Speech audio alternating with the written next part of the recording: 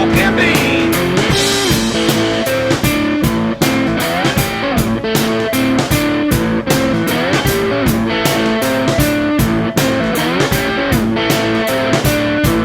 Oh, I don't care if the grease ain't burning. I don't care if the food ain't free. I don't care when your ass starts to cooking.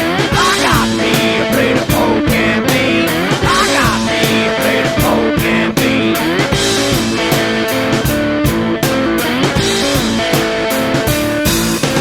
I got me a plate of pork and beans. I got me a plate of pork and beans. I got me a plate of pork and beans. Ladies and gentlemen, boys and girls, citizens of planet Earth and beyond, stretching far off into the galaxy, as far as your mind's eye and your imagination can take you. Welcome to the Pork and Bean Show, starring Pork Cunningham and Frank Oliver Baines. We're going to introduce you to new thoughts, put questions in your head, and consider things you never considered before. Where the paranormal becomes the normal, where unreal becomes real, and where love is everything. Fasten your seatbelts and enjoy the ride. Oh, yeah? Well, me and the Lord, we got an understanding. We're on a mission from God. Guidance is internal. 12, 11, 10, 9. Ignition sequence start. 6, 5, 4, 3, 2, 1. 0. All engine running.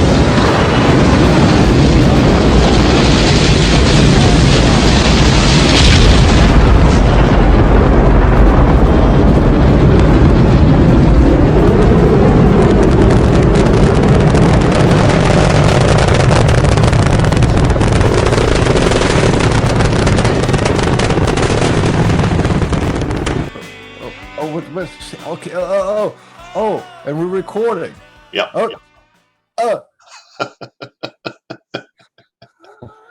Hey, everybody. I am Frank Cunningham. This is my distinguished, honorable co-host, Frank Oliver Baines.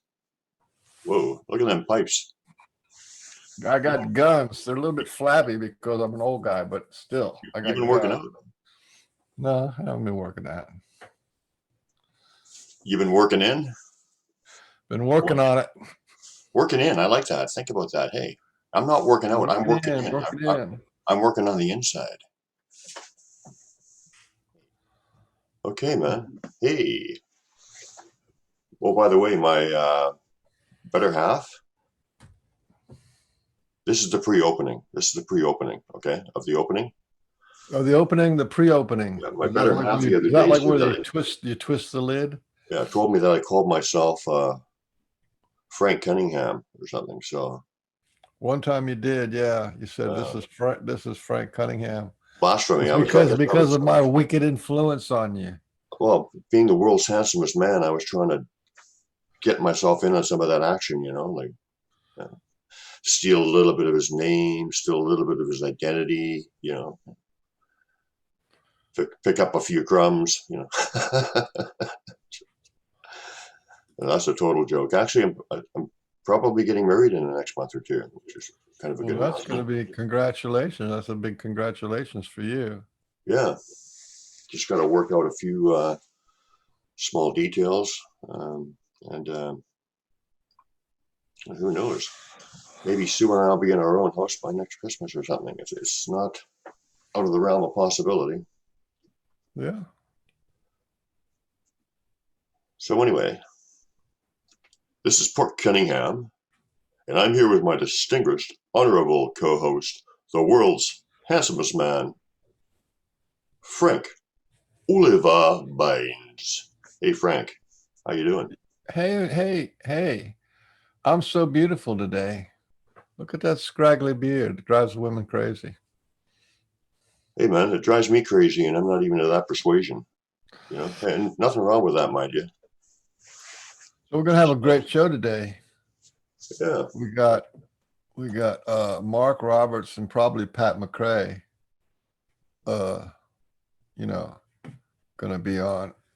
Pat McRae, that sounds like one of I those don't know what's names. going on with Mark, but he may not even be expecting his link there until 12 o'clock.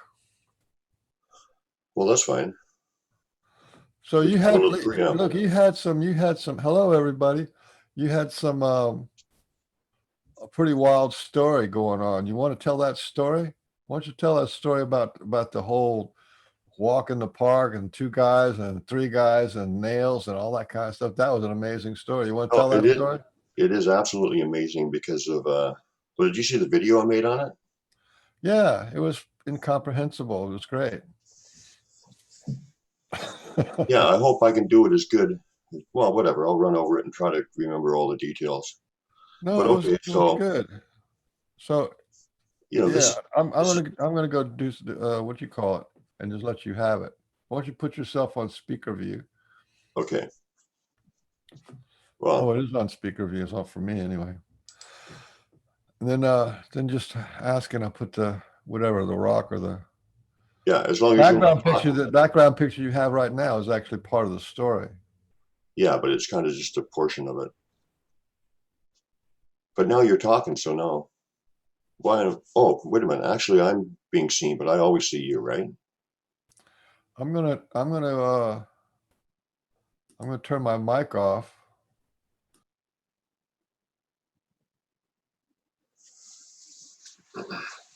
Okay, so basically, this is a story about connection. Just a real beautiful story about connection. And this actually, they connected 3 separate individuals in on this story, and you'll see what I mean as it unfolds. But here in my little town, there's a restaurant. It's kind of like one of those kind of throwback restaurants. It's Chinese, North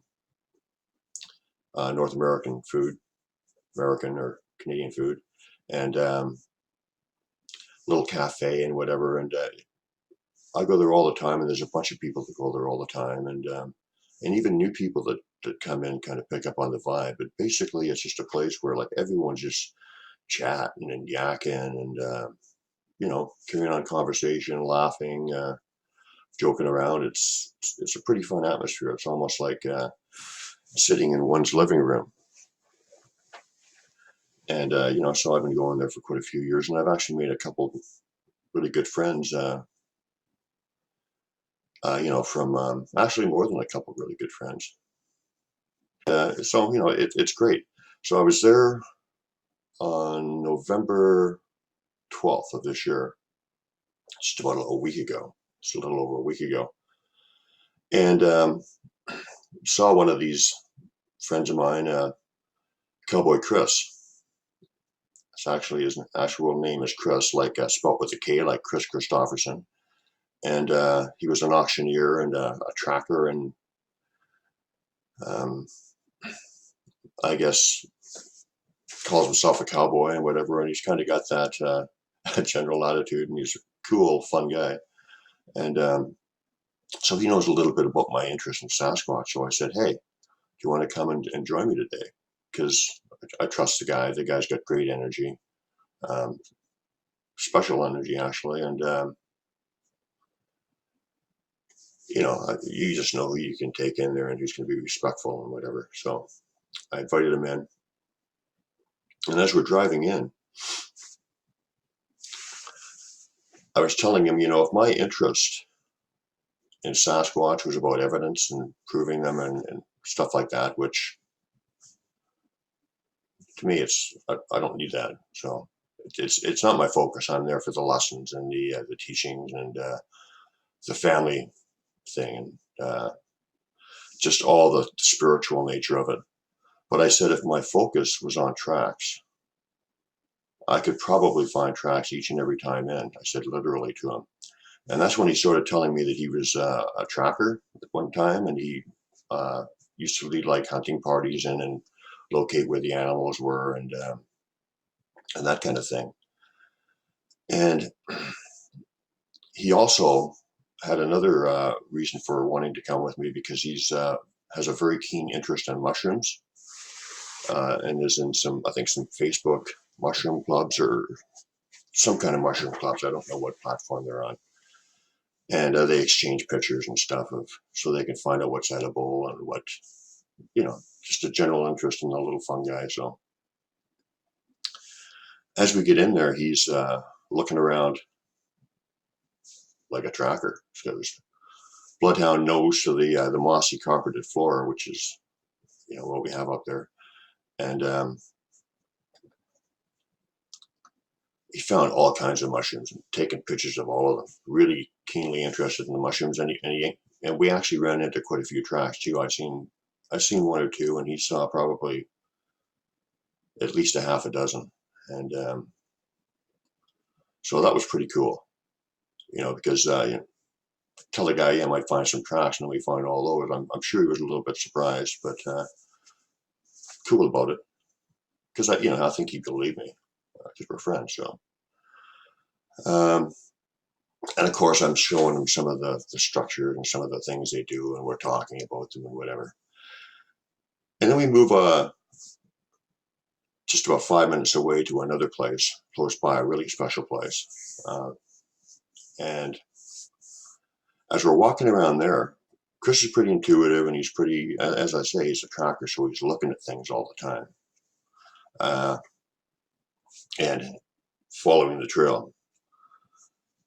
And just off to his right, he sees this snap branch with some mushrooms going out of it, which is very common. But as he goes over and looks at it, he notices that right away. And I would probably, I might have thought about it. Yeah, I probably would have thought about it too, but I didn't notice them. That wasn't my focus. But he goes over there and he looks at the branch, and it's a birch branch. And looking overhead, anywhere around there, there's no birch trees. So he knew immediately that it was either carried in there by someone. It was carried in there by someone for sure. Something or someone. And so it kind of got his interest going a little bit, and he was a little bit, okay, that's a little weird. Like I said, this guy is not a slow learner, so he already knew something is a little off, and not in a bad way. And he was probably feeling some energy or whatever too, or maybe not, but maybe not at that point. But anyway, so he puts that in the memory banks and thinking about it. We're talking about it a little bit, and then we go to this place just in back of the other side of the forest there, and we're walking around looking at stuff, and he sees this stone, this big stone propped on a tree. Do you have that stone there, Michael, or Mr. Beans? You see, I knew he wouldn't have it. Beans, this was the only part you had to do.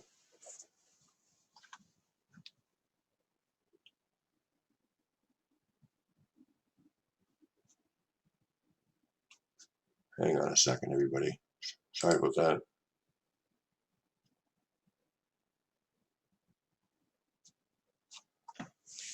Forget it. Okay, anyway. Maybe we can You want to see the rock, right?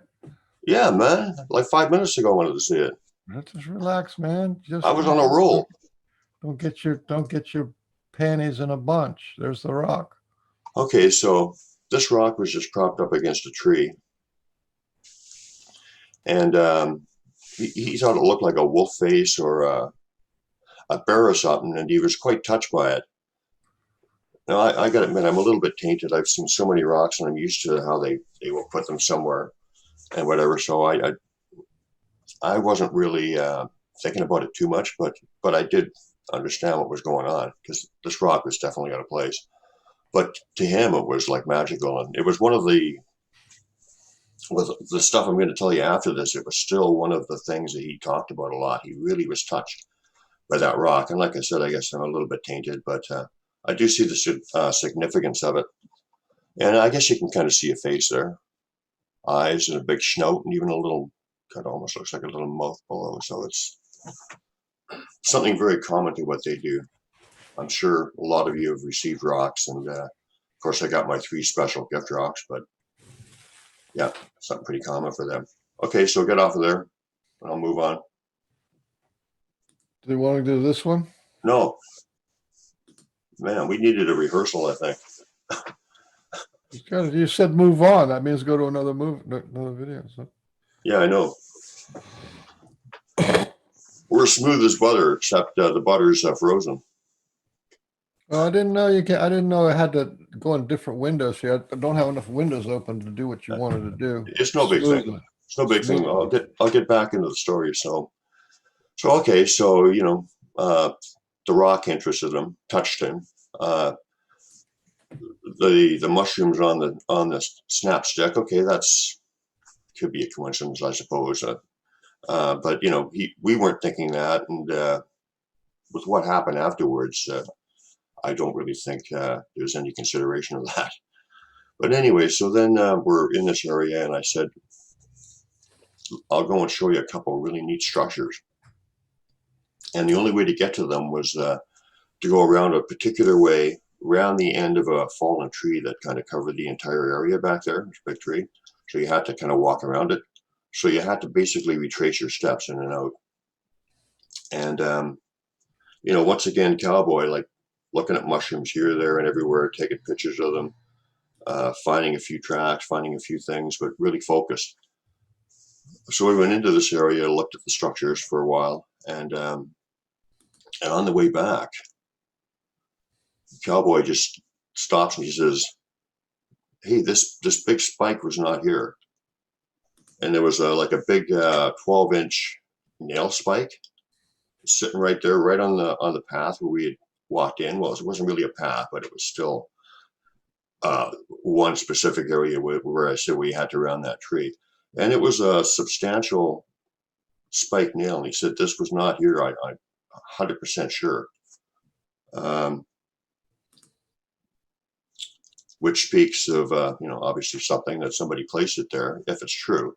I mean, people can be 100% sure of a lot of things and then find, oh, yeah, I guess I was wrong. But anyway, he was, like I said, that's what the Sasquatch do in my experience, is that they will give you the lessons and the subtle hints that are appropriate to your skill level and your, and where they can reach you the best. And with Cowboy Chris being a tracker and doing that at the time or whatever, I think that's a very key to the story, but there's a lot more. So anyway, so we decided, well, let's go back to our little favorite hangout. We'll get a bowl of wonton soup and call it a day. So we get in there, and there's this guy called Rick, and I actually just met him the other day, and he's kind of an old hippie type guy. He's about 5 years older than me. And, we're all got along. And once again, like I said, everyone just, as soon as you get in there, you just start talking like you're in a big living room. So Cowboy and I are talking to Rick, and we're starting to tell him about our amazing time in the woods. Because we already thought at that point that it was amazing, because we didn't see any of this stuff as coincidences. But, Rick was actually pretty interested, and he was kind of like buying into it too, and sincerely. And so I told Cowboy, I said, show Rick that nail, or that spike nail. So he pulled it out of his pocket, and we handed it to Rick, and he looked at it, he said, "You wouldn't believe this." He said, my plan was, as soon as I leave here, I was going to Home Depot or one of those places to pick up 5 of these exact things. He had a specific job that he had just decided he was going to do, or that he was decided at that time he was going to go get the nails for. Came to the restaurant, and that's where he was headed. So he was literally going to get the exact kind of nail, 5 of them, is what we handed him, and that blew his mind. It blew all of our minds. So After talking about it, he decided, well, I think I'm going to hang on to this one and get an additional 5. I'm just going to put that up on his mantle or something, because he totally believed what was going on. So anyway, we're still chatting away, and just before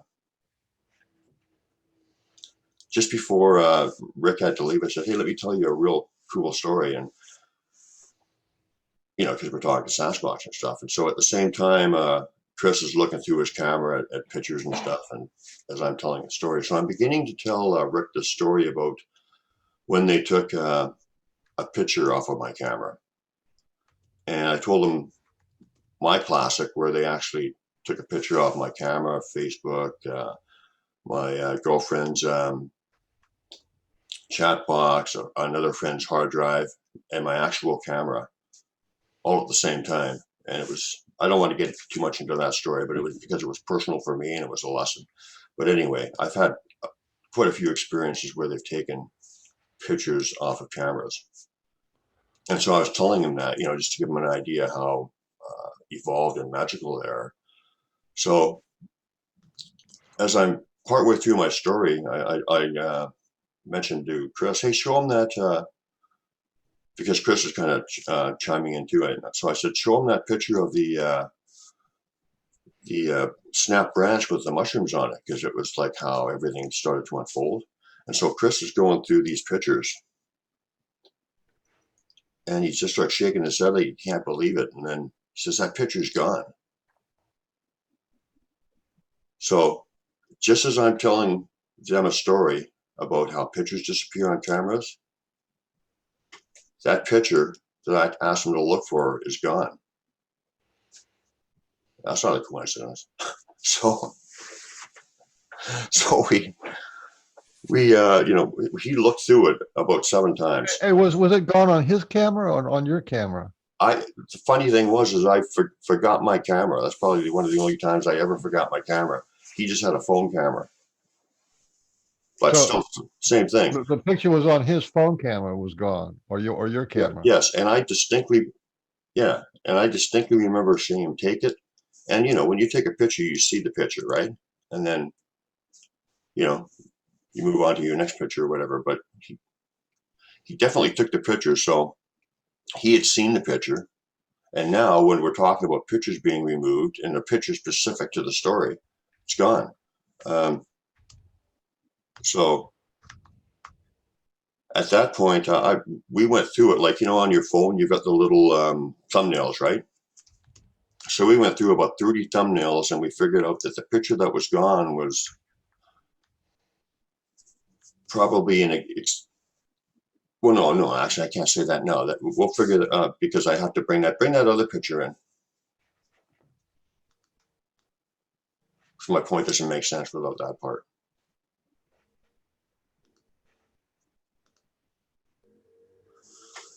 Okay, so anyway, so the picture is totally gone. And so I go through them. I get his phone and I go through them about 6 or 7 times. I go through every thumbnail. I blow them all up. I swipe them. I'm looking for them. The picture's gone. It's the only one that's gone. So about an hour or 2 later, I'm just going to drop Chris off at his place. And we went through the pictures one more time. And then this picture showed up. And this, once again, is not unusual. I've seen this a number of times where they have taken pictures on my cameras or put pictures on my cameras. But in any event, this picture showed up, and we went through the sequence of the pictures and just decided that was definitely showed up in the place where the original snap stick with the mushrooms was. And after that was totally gone. And then this showed up after the fact. So that's pretty wild stuff. And then we got back to this almost looks like a thumb holding a stick there, doesn't it? It could be. It could be. Oh, and then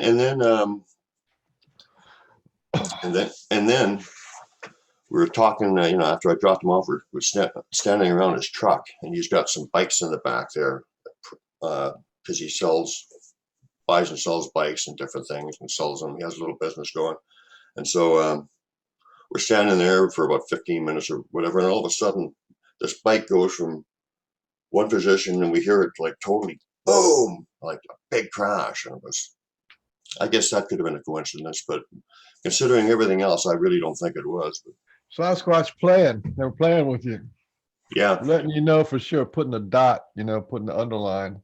well, this guy's got a really good energy about him and whatever, and and like if they want to reach somebody, they will typically, if they want to make a point or get your interest going, somebody who's not really focused on that, they got to make a big bang, like, hey, here we are, you know, just like when our walked through camp at my gathering there for that guy who, if he hadn't have done that, he probably never would have talked too much about it again, dramatic stuff.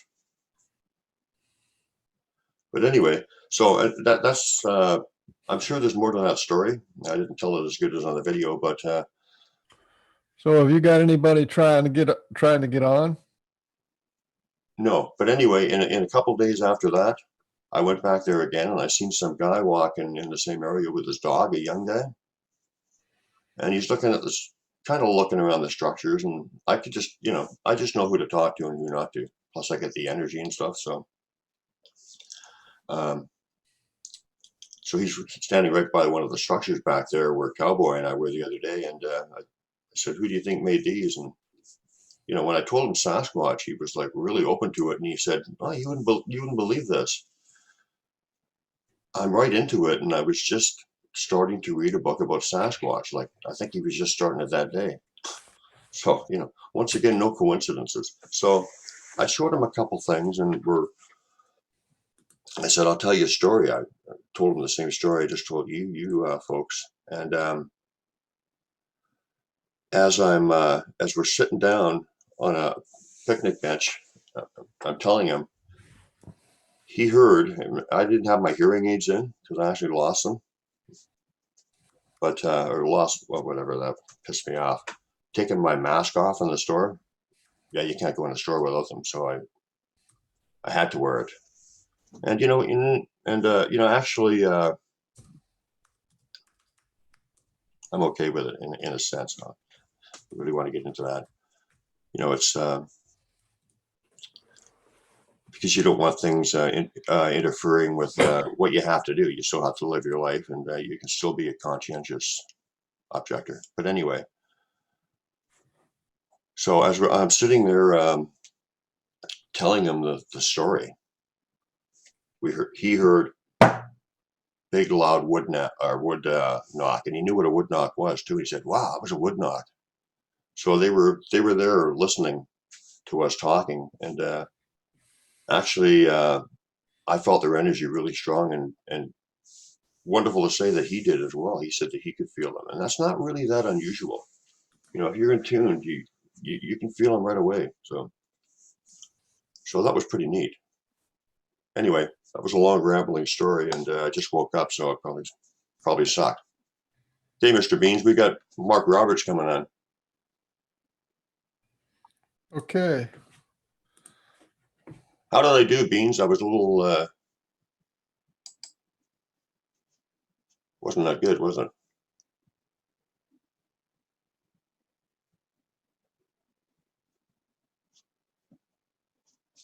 I was trying to talk with my mic muted, so that didn't work. Hey, Okay, well, Mark. we got. Hold on. We got what? Is Pat trying to get on too? No, Mark Roberts is on, but I don't see any. Oh, he's trying to put some headphones on. What are you doing? I'm hiding. Anyway, if anybody wants to hear that story, a better version of it, go to my YouTube channel. But Mark's got to work on his audio. Audio rodeo. yeah, and we got to work on our beard. Look at that beard. Ain't got no, we don't have any sound yet, Mark. Look at Can that you beard. hear us? Help him get on the show, man. This guy's struggling. I can't because I'm looking at it.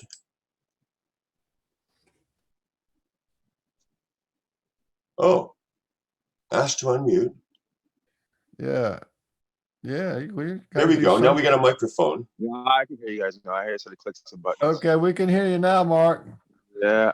You Yeah, don't think you need? I don't think you need the microphones. I mean, the headphones, unless you like them. Yeah, I can hear pretty good.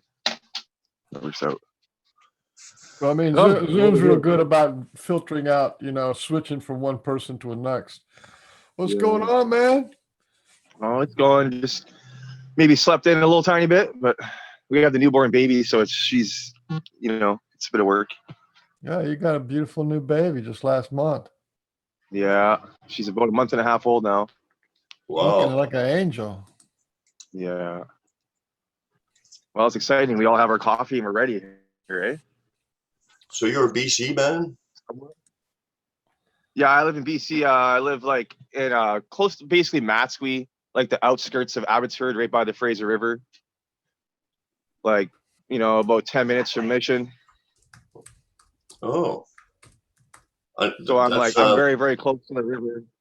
that's quite a coincidence because we're practically neighbors. Oh, okay. There we go. Go figure, right?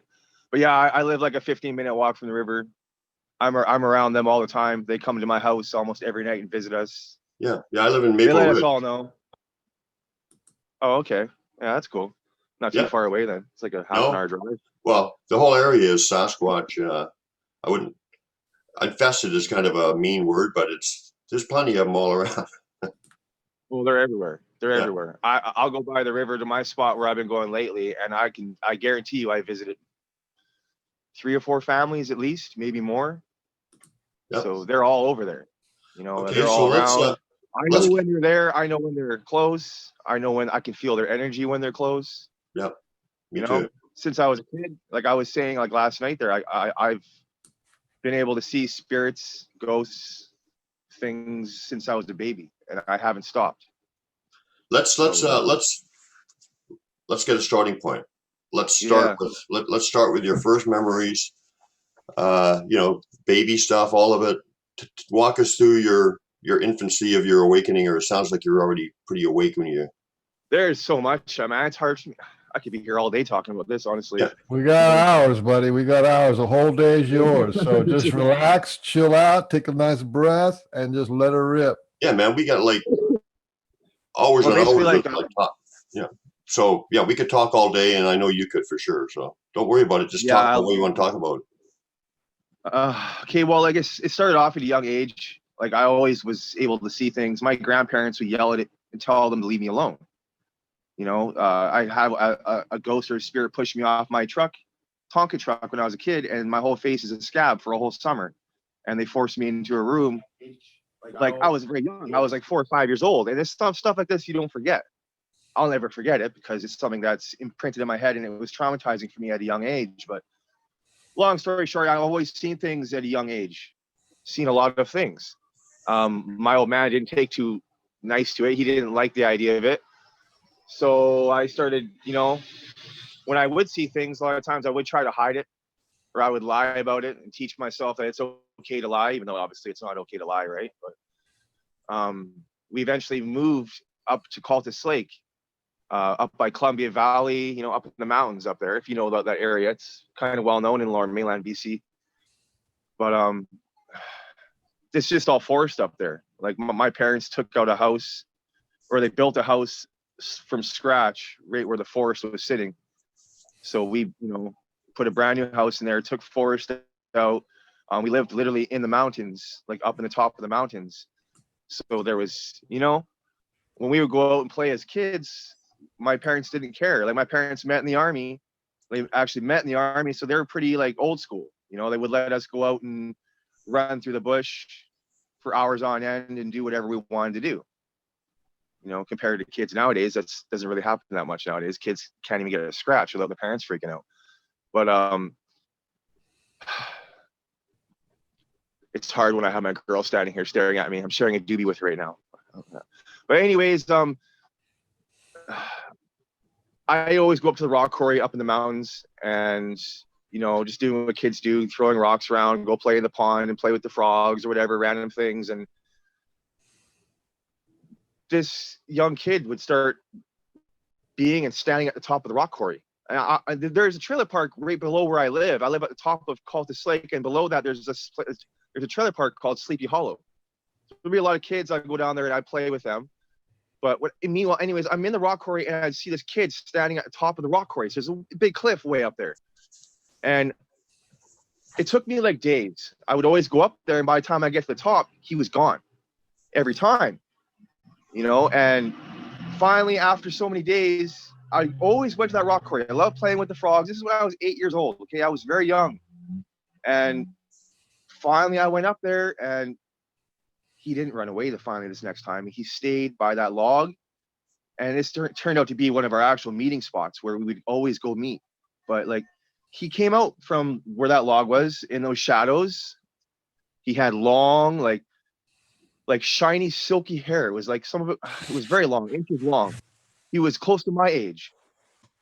He was like, from what I could tell, anyways, he was like maybe somewhere within a couple years of my age. He wasn't very, very tall. He was maybe like between 5 or 6 feet tall. So he was a little bit taller than me.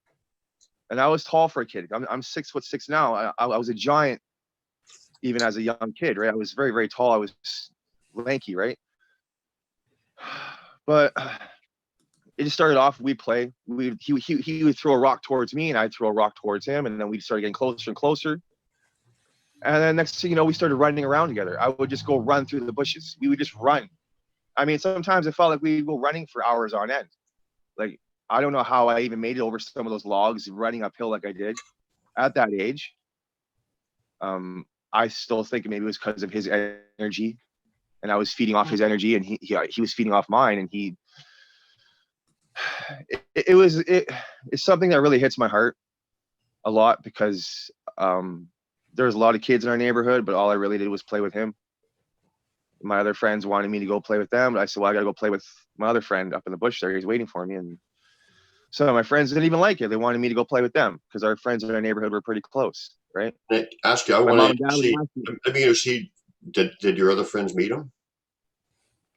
No. Oh, well, there's the one kid in the trailer park, Scott Thompson. I'm pretty sure he's seen me playing with him, but anytime any of my other friends would come around or see me playing up there, he would be gone. Like within seconds, within a snap of a finger. Sometimes he'd be right there in the middle of the open, and then I snap a finger, he's just gone. I'm like, what? Where did you even go? Like, it took me a while to understand what they're really on money. And what did his face look like, and how did you communicate with him? His face was kind of like ours. His face kind of looked similar to ours. He had hair all around the edge of it, but his face was very similar to ours. Like when at that age, when I'm 8, I didn't look at it as being like a Sasquatch or a forest person or another type of person. I just thought it was some kid who had a skin condition or something, or I don't know. I didn't know how to logically think about it at that age. So I just thought it was one of the kids from down the trailer park at first. Right, you know what I mean? At the beginning, at first, I didn't know what was going on at first, really. Right? I was like, what is this? Like, why is he so hairy? It was odd, but like, he was always warm. He always made me feel warm. He always made me feel amazing. Constantly all the time. There was never a time where I was around him where he made me feel, where he was upset or something was bothering him or, I felt a bad vibe from him. It was always love.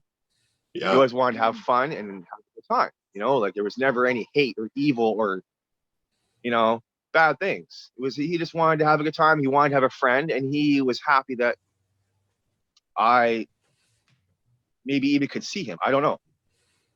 I mean, that's why I think about it this day now, because I know there are many people that just can't see them. I think it was probably he was so happy to find somebody who can actually be almost on his vibration that he could actually connect with, that he could trust. Yeah. Because I think so. But so how do you communicate initially? Well, the crazy thing is when we first were talking, I thought for probably at least almost a week. It's been a long time, man. I'm almost 38. I'm 37 now. So this is like 30 years ago. But like numerous times where he would we always communicate. We always talked. He would say words. It wasn't like long paragraphs of sentence, but he would say a brief sentence. It was with his mind. I thought for the longest time we were using our mouths to talk. you know, for days and days on end. And I'm like, what the heck, man? He just said something to me and I just said it back to him, but my mouth is still closed. And I started realizing that like I'm using my mind, and it was hard on me. Like, you know, even to this day, it's hard on me because of the stuff that I've seen, you know, and you want to go try and say it to the average person, they're just gonna maybe scoff and laugh at you, and maybe I think a lot of times out of fear because they just mainly don't say it, they don't understand, right? But like some people see them, some people don't. Some people that don't see them have the ability to see them. They just have to open up a little bit. And I don't know, man. It's a lot too. and They've been around my whole life, you know, and I moved and lived all around Canada. There's been numerous times where I lived in big cities all around this country, and I've felt them there. Like like he's like my angel, you know, like he's protecting me and making sure that I'm safe. And I always just thought for the longest time that, you know, they stick to the forest, but like honestly, they can go wherever they want to go. If you're going somewhere that's got a lot of people, they'll go with their energy and they'll go over there. I feel them sometimes more at home than I do in the woods. Yeah, because they're trying to connect because maybe they want me to go there or whatever. But I just wanted to say one thing about when you're seeing them or whatever, you know, like and I know you would know this. Of course you know this. But I mean, seeing them is one thing, but they can actually have like I've seen them in Sasquatch form, and a friend of mine saw them as a little dog, so they can actually the perception of whatever they want you to see at the same time is like. I've seen one being an orb. I've seen one being an orb, and then go from an orb to a crow. Yeah. So like, hey Mark, who's Carl? Who's Carl? Do you know a Carl? Carl's the same one. Carl's the one that I've known since I was a kid that I ran around with, and I still see him to this day. Oh, because he's listening now. Yeah, he's listening. He's listening to the show now. Pat McRae just said Carl's telling me to listen. So if Carl's telling Pat to listen, that means he's listening through Pat's ears. Yeah. So that's pretty cool. We got a Sasquatch in our message box. I don't want to. He's around me all the time. He protects me full time. I don't want to be giving too many. I don't want to be too location specific or whatever. But I assume Carl is somewhere around where I am, so he probably knows my guys. I'm sure. Well, they all know each other. Yeah, probably. They're all connected, right? Yeah, of course. It's like as soon as I know one family, the other families know that I know that family. Yeah. They all know, right? They're all connected, right? So yeah, this is what they tell me. I don't know, man. Like no. Like Carl, I've known for all my life.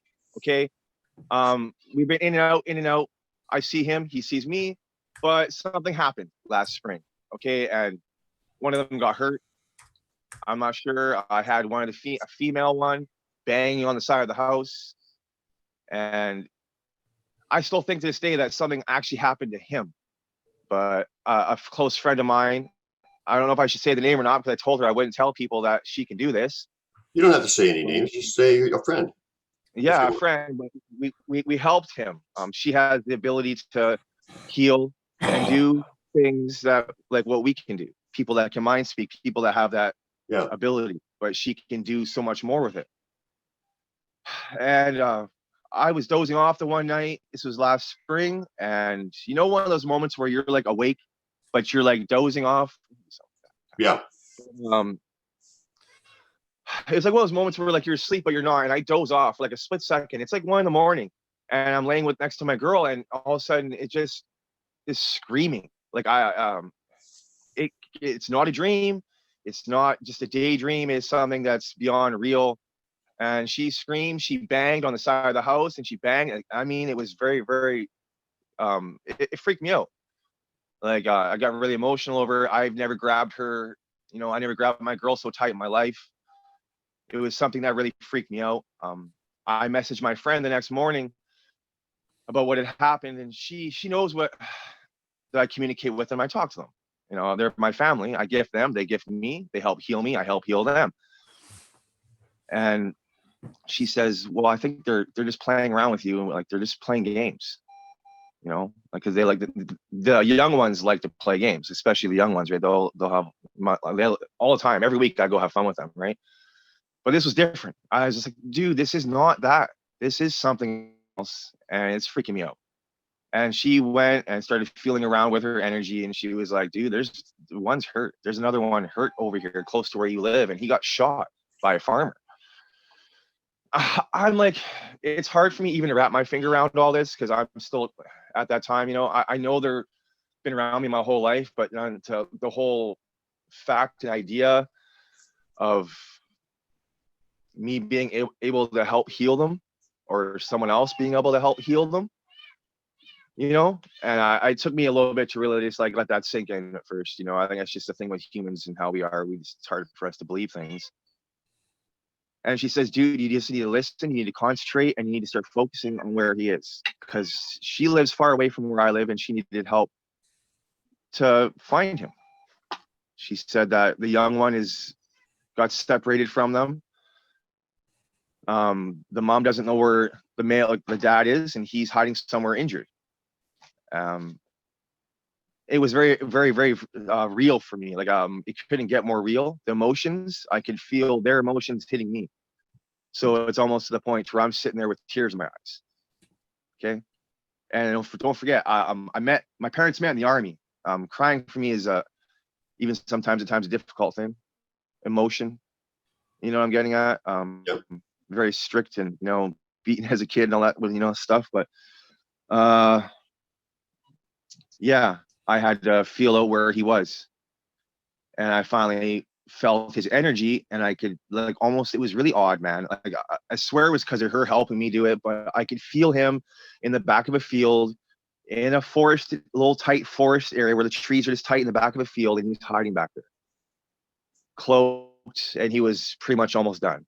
I feel that if we wouldn't have got to him when we did, he might have not have made it, possibly. And she helped heal him. As she was doing it, I could feel him going from sad pain, making the tears just running down my face, to happiness, within 5 minutes. And after that, all I could constantly get from them was thank you, thank you. You help heal us, we'll help heal you. You take out the bad, we'll take out the bad. And they've been saying that for weeks. And this is don't forget, this is all last spring. I've had a connection with them most of my life. Okay. And all of a sudden now the connection's a million times stronger. They're taking things out of my body. They took a tumor out of my cheek. I believe they did. It happened overnight. I had it. And then the next morning, my wife, she's like, look, your bump's not on your cheek. I had a big bump, sticking right out of my cheek right here. It was massive. I had it for 12 years. And it's gone now. And it was disappeared right after they say to me, we're going to take out the bad and put it in the good. We're going to take the bad mesh, a web, they call it, off your energy, the bad web. And ever since they've been doing that, it's just gotten a bit more intense. When I go down to see them, I know exactly where they are. I could feel their energy. I can go to the spots where they are and take pictures of them. Not a lot of people will see them. Well, actually, quite a few actually will. It depends on who you are, I guess. But I know when they're there. I can be down there, hear them say, brother. I could go down there and they'll start whooping, getting all excited. It's funny that last couple of times I went down there and I heard him whoop. It's almost sound like if you ever watched that movie, The Goonies, and you got that guy there, who's that big guy that looks he's all defected and he's got problems with him, and he's like that. You ever watch that movie Goonies it's the early the 80s and the 90s? Yeah. And they got that one big guy who was just like, hey, you guys, got that kind of a big goofy sounding it was kind of like that. I would go down to the river and I'm like, okay guys, I'm coming to bring you gifts. And right away I knew when it was Carl and he made that kind of sound. It was like a big, huge, massive dog yelping in happiness, but I knew clearly this day it was not a dog. But it's just normal. You know what I mean? It's normal. I love them. They love me. And yeah, I don't know. Ever since they said they're going to take this off my body, the bad energy off my body, I see so much clearer now. Carl says, I love my brother. That's a nice one.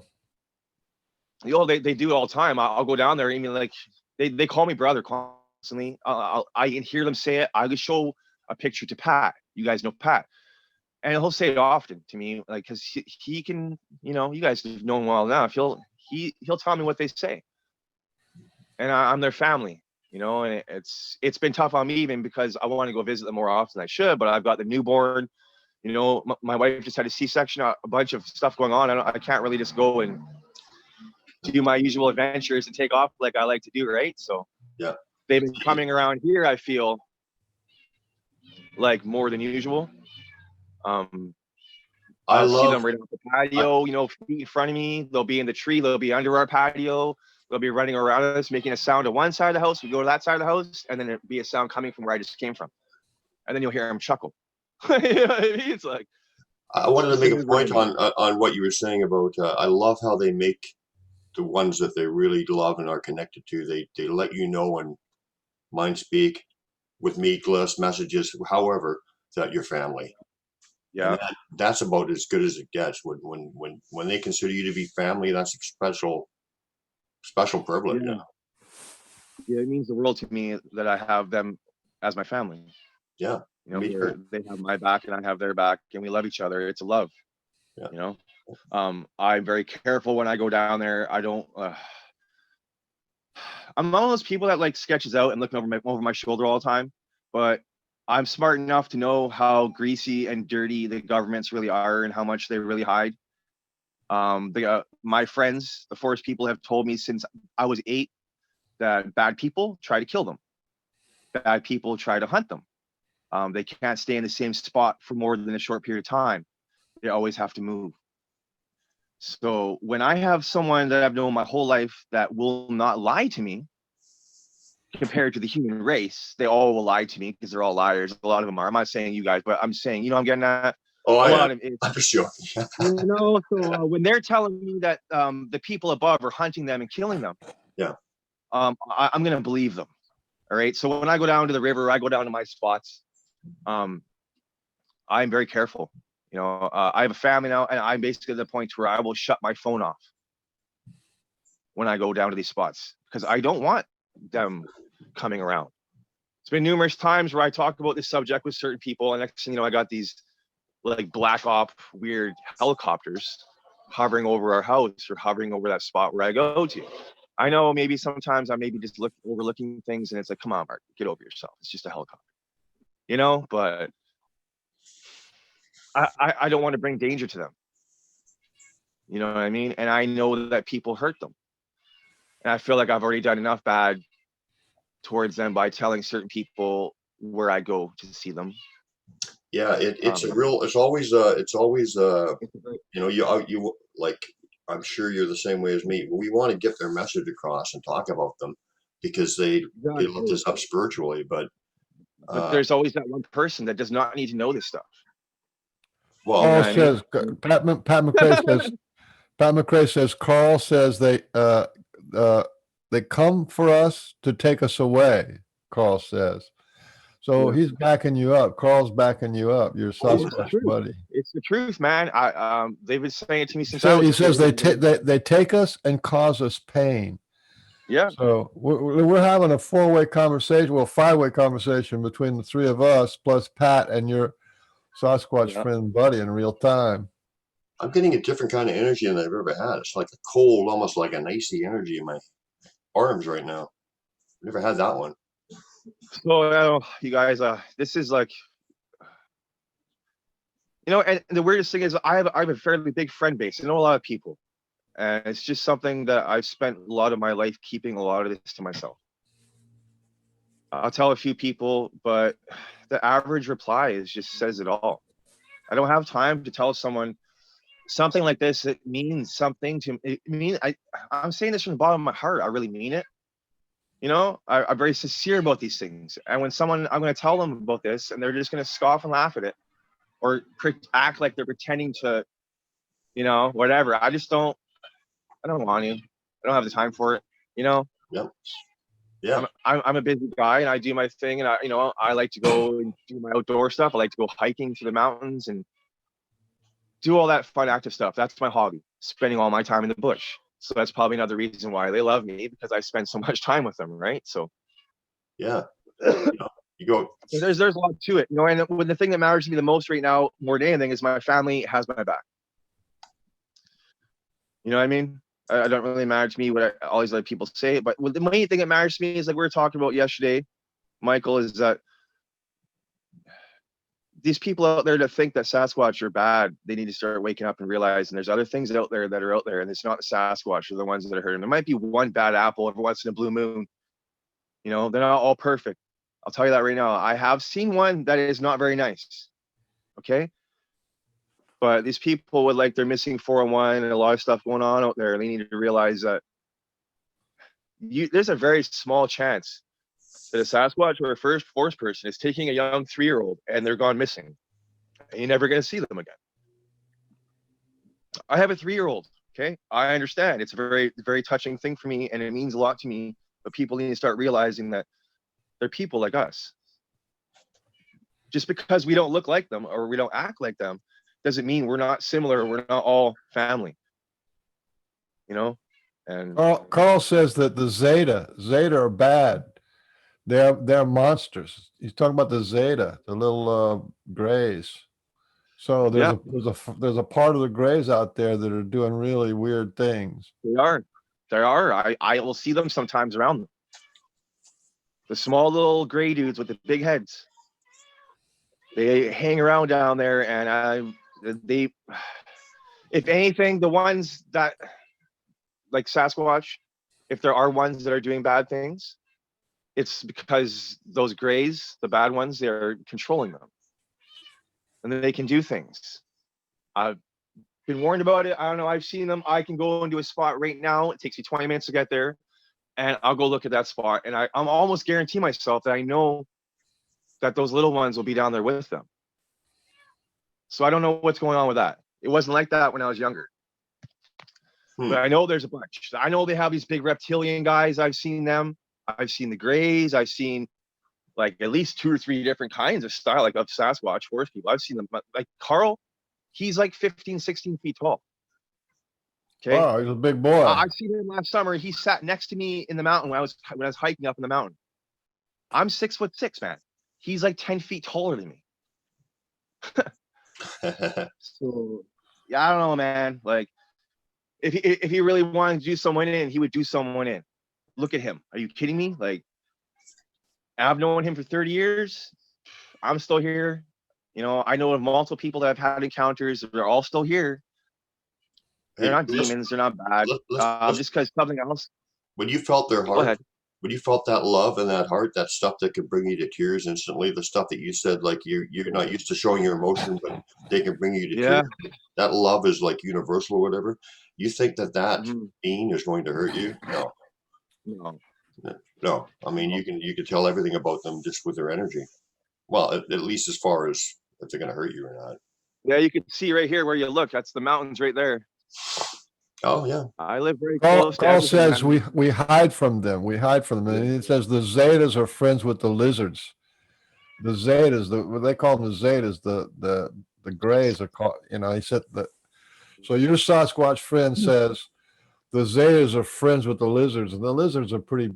You know, some of them aren't very nice people. They got a long tongues when they. Can you do that? Some people with long tongues could stick it out about this far, and they look kind of lizardy. How about you? I've seen that. You can do that? I've heard that they could be, that they're from them. They're descendant. Everyone's a descendant from something. We all come from someone. I was just joking, but I'm only serious when I'm serious. But yeah, you can see it. Like, if I look this way, that's off my patio. It runs all the way around the house. But like, I just walk straight that way. I just go right there, and the river's right there, man. Hey, man. And all the mountains, it's all right beside me. You forgot that I sit on this patio all the time. This is my vehicle. You forgot that I live in your area. I know exactly where that is. Yeah. Well, I just try to show it for everyone, you know, like, just I'm really out in the, you know, the farmland right by the mountains. If I want to go hiking with my hiking backpack, it takes like 20 minutes. I walk to the mountain right there. Yeah. Hey, you and and I definitely have to get together. We live far too close not to get together and hang out. Yeah. Michael was saying that yesterday. He was like, you know, it'll be Brian. He just lives, you know, close to you. I was like, that's funny too, because my brother's name is Brian. Yeah, because where we both think the same way about them: family, respect, love. Yeah. We'd be It, great. I find that sometimes it was really hard. when you go out with two people who are like-minded and have the high energy and whatever, it Yeah, just yeah, makes yeah. even amplified. I brought a couple of friends down there. Okay, I brought like my one friend Chris down there. Which is something I like to bring up too. Is like my buddy Dave. He's awesome. He's a very good friend of mine. I know his heart means well, and he's another friend that I brought down there. But two different friends I bring, and two different things happen. Yeah. So I bring my friend Chris down, and they loved him, man. As soon as we got down to the river, like it gets cold by the Fraser River, Yep. and it got so warm. They loved him. We would go into the structures, and Chris, he's so vibrant. His energy is very strong. Yeah. He's a younger guy, but his energy is so powerful. I just knew I had to take him down there. I had a feeling about it. And he felt them all around, man. There's so many times where we would walk in an area, and as soon as we hit that spot where we walked into, it got so freaking warm, man. It was like we were in a sauna. It was like it was crazy. Like they would make us feel so warm, and they really liked him. They left us a gift. I actually have this thing here. It was left soaking wet on rocks, but this was left soaking wet on dry rocks, exactly where I gifted them. But when I picked it up, I almost was very hesitant of picking it up because it looked like a human heart. Wow. So when it was like wet, and I got it at the end of the day when the sun was just going down after I had just gifted them, because they told me they when I gift them, they want me to gift them as the sun's going down. So that's what I do when I go to those spots and I gift them. I wait for the sun to just be hitting the mountain, and I go in there and I gift them. Right. So I don't ever do it any other time. Is that because they can retrieve it right away? I think so. I don't know. It's just like a kind of a code I've had with them, even with Carl, since I was a kid. Yeah. If I'm gonna gift them right around, like, say if it's a summer and it's not dark till 8 or 9. I'm gonna go there 8 or 9 and give them a gift. Right around that time. But if it's like now it's getting dark like 4 or 5, I gotta be down there early, right?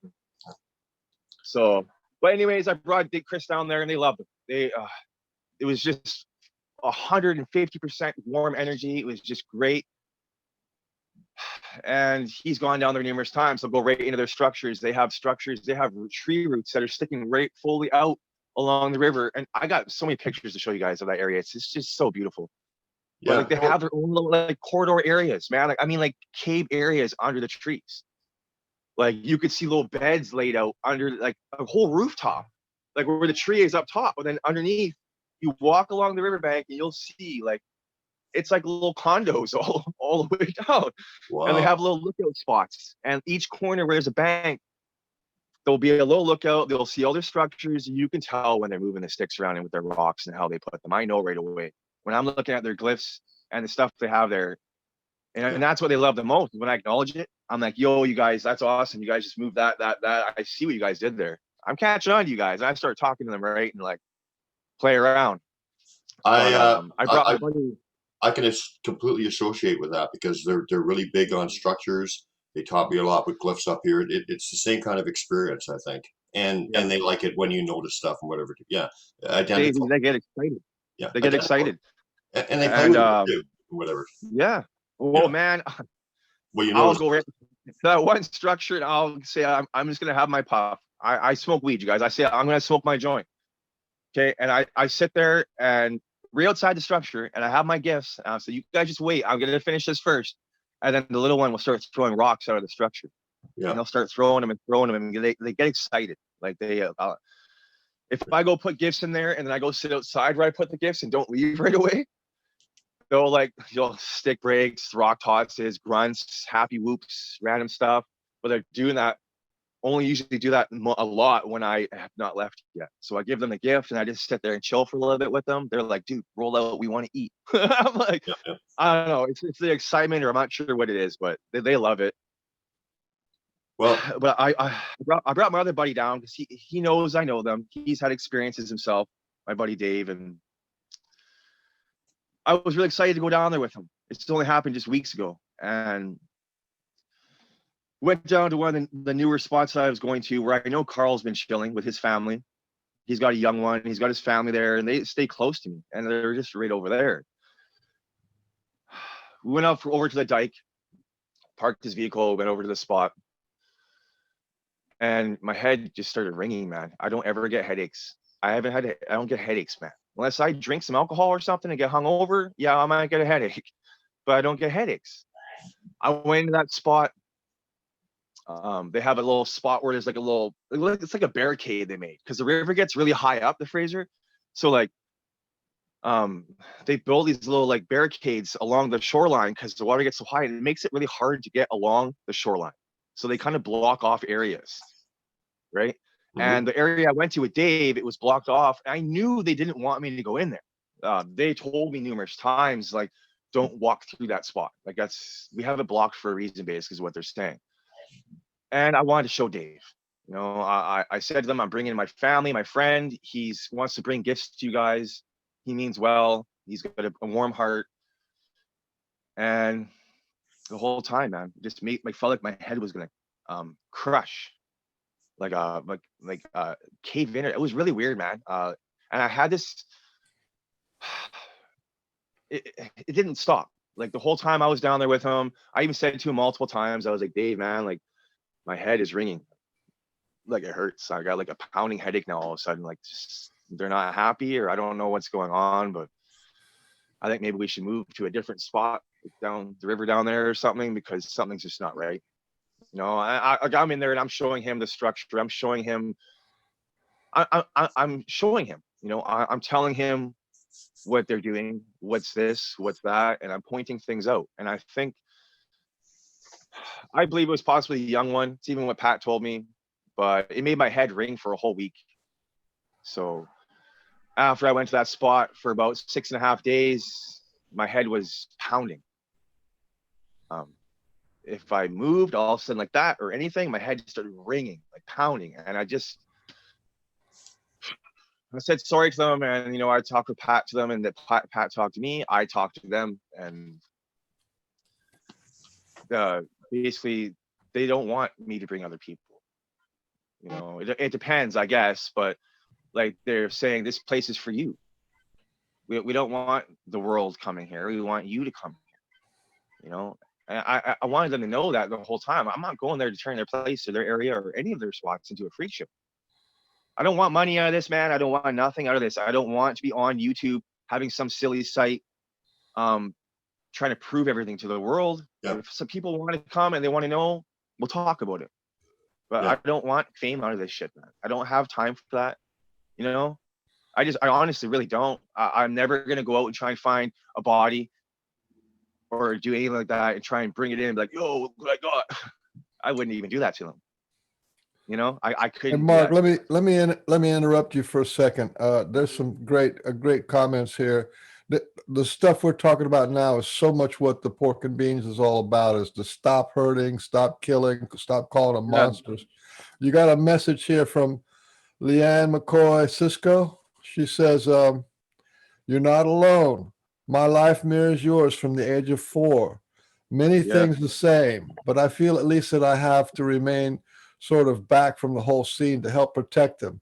Black helicopters, white government vehicles, mail and computer monitoring, all happening, and more. SAS hugs to you for sharing your beautiful life and friendship with them. So, you know what I mean? You're not the only one out there. There's a lot of people who really care about the Sasquatch, and they don't want don't want people to call them monsters, don't want to see them in a bad light, and only show the terrifying people being terrified by them. That's nonsense. They're much better people than that. They need to be protected and held in a good light. I see. I don't blame some people. That I'm not saying that my friends are monsters, but the average person, if you look at them, I say Carl is like 15, 16 feet tall. I think that would scare the shit out of a lot of people. You know what I mean, though? I could understand to a certain extent when people will say, well, the first time, even I saw him recently last spring, and I haven't seen him for a long time before that, okay? And I seen him, and he came out from that tree. I'm not gonna lie to you, I peed myself a little bit, okay? He's tall. He's a giant. He's intimidating looking. You know what I'm getting at? Mhm. But he's not a monster. So I'm saying I can understand where some people see them and they get freaked out and they'll say some silly things, especially like people like to judge the book by its cover, right? It's just a thing. Yeah. But they're not hurt you, man. Like Carl, his family sort of told me since I was a kid, you know, there will be the odd one that's not nice, but they're like people. Not every person is nice. No, but You like know what I mean? you made a point earlier, that if one knows you, they've told me this too, and I felt it energetically. If one knows you, they all know you. Yeah. Because you go to different areas. Yeah. Like I've been to Washington, Oregon. You will get a greeting. It's not quite as warm and as intense as your family's. It depends on them, honestly. As your family's greeting, but they still acknowledge you. And even if I believe this too, that even if some of them, you know, they're all people, so some of them may not like humans as much, but I still think they will respect you if you've got a connection with some other people. Yeah. They may not. They're not going to. Yeah, I think they. No, I agree. 110%. They're always around, and I've always felt them around. Yeah. I know many times I've gone camping all around this country, all around the place, and I've known many times when they're around. When I'm down there with Dave, I think it's one thing that made them mad is because I was pointing them out. I knew where they were in that tree over there, or I knew they were over there. I could feel them. Not even that I could see them. I knew they were right there. Yeah. That's why I go into a lot of spots I go to and I go hang out with them because I know they're there. Just because you can't see them doesn't mean they ain't there. They're very, very good at hiding. And I mean by cloaking. I mean by doing things that people just don't a lot of people don't understand. Right? And then some people will catch it. They'll see one in a tree or see something that's off and blurry. It doesn't look right. Like, you know, and then you see it move because like I've seen them do it here. This big tree right here in front of me. He was in that tree right there, and then he went onto my roof. Well, I'm here with Chris, and we watched him. He cloaked. He went from there onto the roof, and as he hit the roof, you could hear him on the roof. Yep. But you know what I mean? They're always around. They're always coming. They love playing, and they love being around me. Yep. So like I let them know a lot of my life. I spent a lot of time in the bush. I spent a lot of time in the bush, man. Like, well, it's my hobby. My clan would be honored to meet you, so I would like you to come up and visit. Oh yeah, my area and hang out because they're always trying to. Well, they know you anyway, obviously, but no doubt they love the warm hearts, man. You know, what I mean, someone who's pure warm heart, someone who's you know, I'm getting at. Yes. Someone who's not going to hurt. Someone who's just pure. I've gone hunting before with friends. Okay, I have a hard time even hunting. I had a hard time even like shooting grouse when I was living out in Alberta for a little bit. Just random things. I'll do it if I have to, you know, but I don't like to kill things. You know what I mean? I'm even more so like it. I'll cry if I see a squirrel get killed going across the street. Like I just can't stand seeing any little animal suffer. I could never hunt, but that's not a judgment call. But for me, I could just never do it. I don't have the heart for it. Yeah. I don't like hurting things. I don't like killing things. And I appreciate life. I appreciate all life. Everything's equal in my eyes. Well, if it sounds like a judgment call, I'm sorry for anybody who does hunt because I understand. Yeah, I know. But I'm just saying for me personally, I don't have the heart for it. I could never pull the trigger on an animal. If I had to hunt something, okay, if this world falls apart right now and I have to hunt something to keep my family alive, I'm going to do it. That's That's different. That's the only exception. You know? Exactly, but like when it comes down to it, I'm not just gonna go do it for sport. There's enough food in this world for all of us. I don't need to go out hunting the last of the animals we have left in this world. You know, where people are already killing off enough as it is. Yeah, well, how can somebody like you and I say we have a respect and our understanding of nature and our connection to nature and everything they've introduced us to, and then go out there and kill something just because we think it's fun? Yeah. That's why I say to even some of my friends that I know that hunt, I'm like, and I know some of them that have had experiences. I'm like, you put yourself in their situation, okay, man? You're out there with them. You have your young one with you. You don't have no walls or nothing covering you from this stuff. And there's people out there shooting guns off around your young one. Do you think you're gonna be like, oh, that's fine. You guys can just go shoot some off by my kid. No, you're gonna freaking lose your top hat and you're gonna go crazy, man. You know what I mean? So I know what happens. I know sometimes they blow me. Carl's told me, you know, sometimes these hunters, they gotta be careful because they're really just, you know, I don't know, man. Like, I think it's in the person sometimes. They know deep down inside who you are. Oh, of course. They know deep down inside who you are, honestly, probably more than you know yourself. Whether we want to admit it sometimes or not, but like they really do. You know what I find really funny, Mark, is that everything you're saying, and I've heard other people say whatever, it's all consistent messages of love and whatever, and like we're getting all the everything you've said, I've kind of heard and felt too. You know, But and it's it's all wonderful what they how. tell me. What's that? Like all this stuff that I know right now, it's not stuff that I get from YouTube. It's not stuff that I learned from the It's from your internet. heart. It's from what they put in me and they told me. The heart, my energy is very strong. Yeah. The energy of your heart, the heart of your energy. It's in your heart. That's why I always keep trying to tell people the same thing. I'll repeat it over and over and over. That same saying, the energy of your heart, the heart of your energy. Yeah. You can really get absolutely. man. I'm telling you, You, I got got birds, you got a message. hummingbirds. These things, they'll come land within a foot of me, and they'll come hang out with me. I'll go. I get really close to animals. I get really close to animals, and there's a reason why I do. Because they feel my energy, like a lot of things do, right? Yeah. If you have it, anyone who's anyone, and if you are a person on there and you know them, start working on that. That's all I have to say. If you're listening to me right now and you communicate with them, and they're like your family, just focus on your heart, man, the energy of your heart, and just do it as much as you can. It'll be very beneficial. I swear it will, man. No, it really will. It's all in your heart. It really is. We've really got some powerful energies. Yeah, man, that's the truth. It's all about the heart. You got a good message. You got a good message from Coastal Chick. Coastal Chick says, "Amazing, isn't it? That connection, the most beautiful thing." Pat McCrae says, "Carl laughs." Carl's laughing at what we're talking about.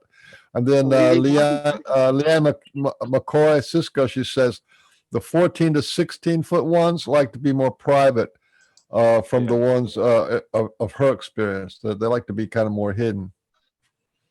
He does. He's good at hiding too. I was just saying, I could feel like some big energy listening in.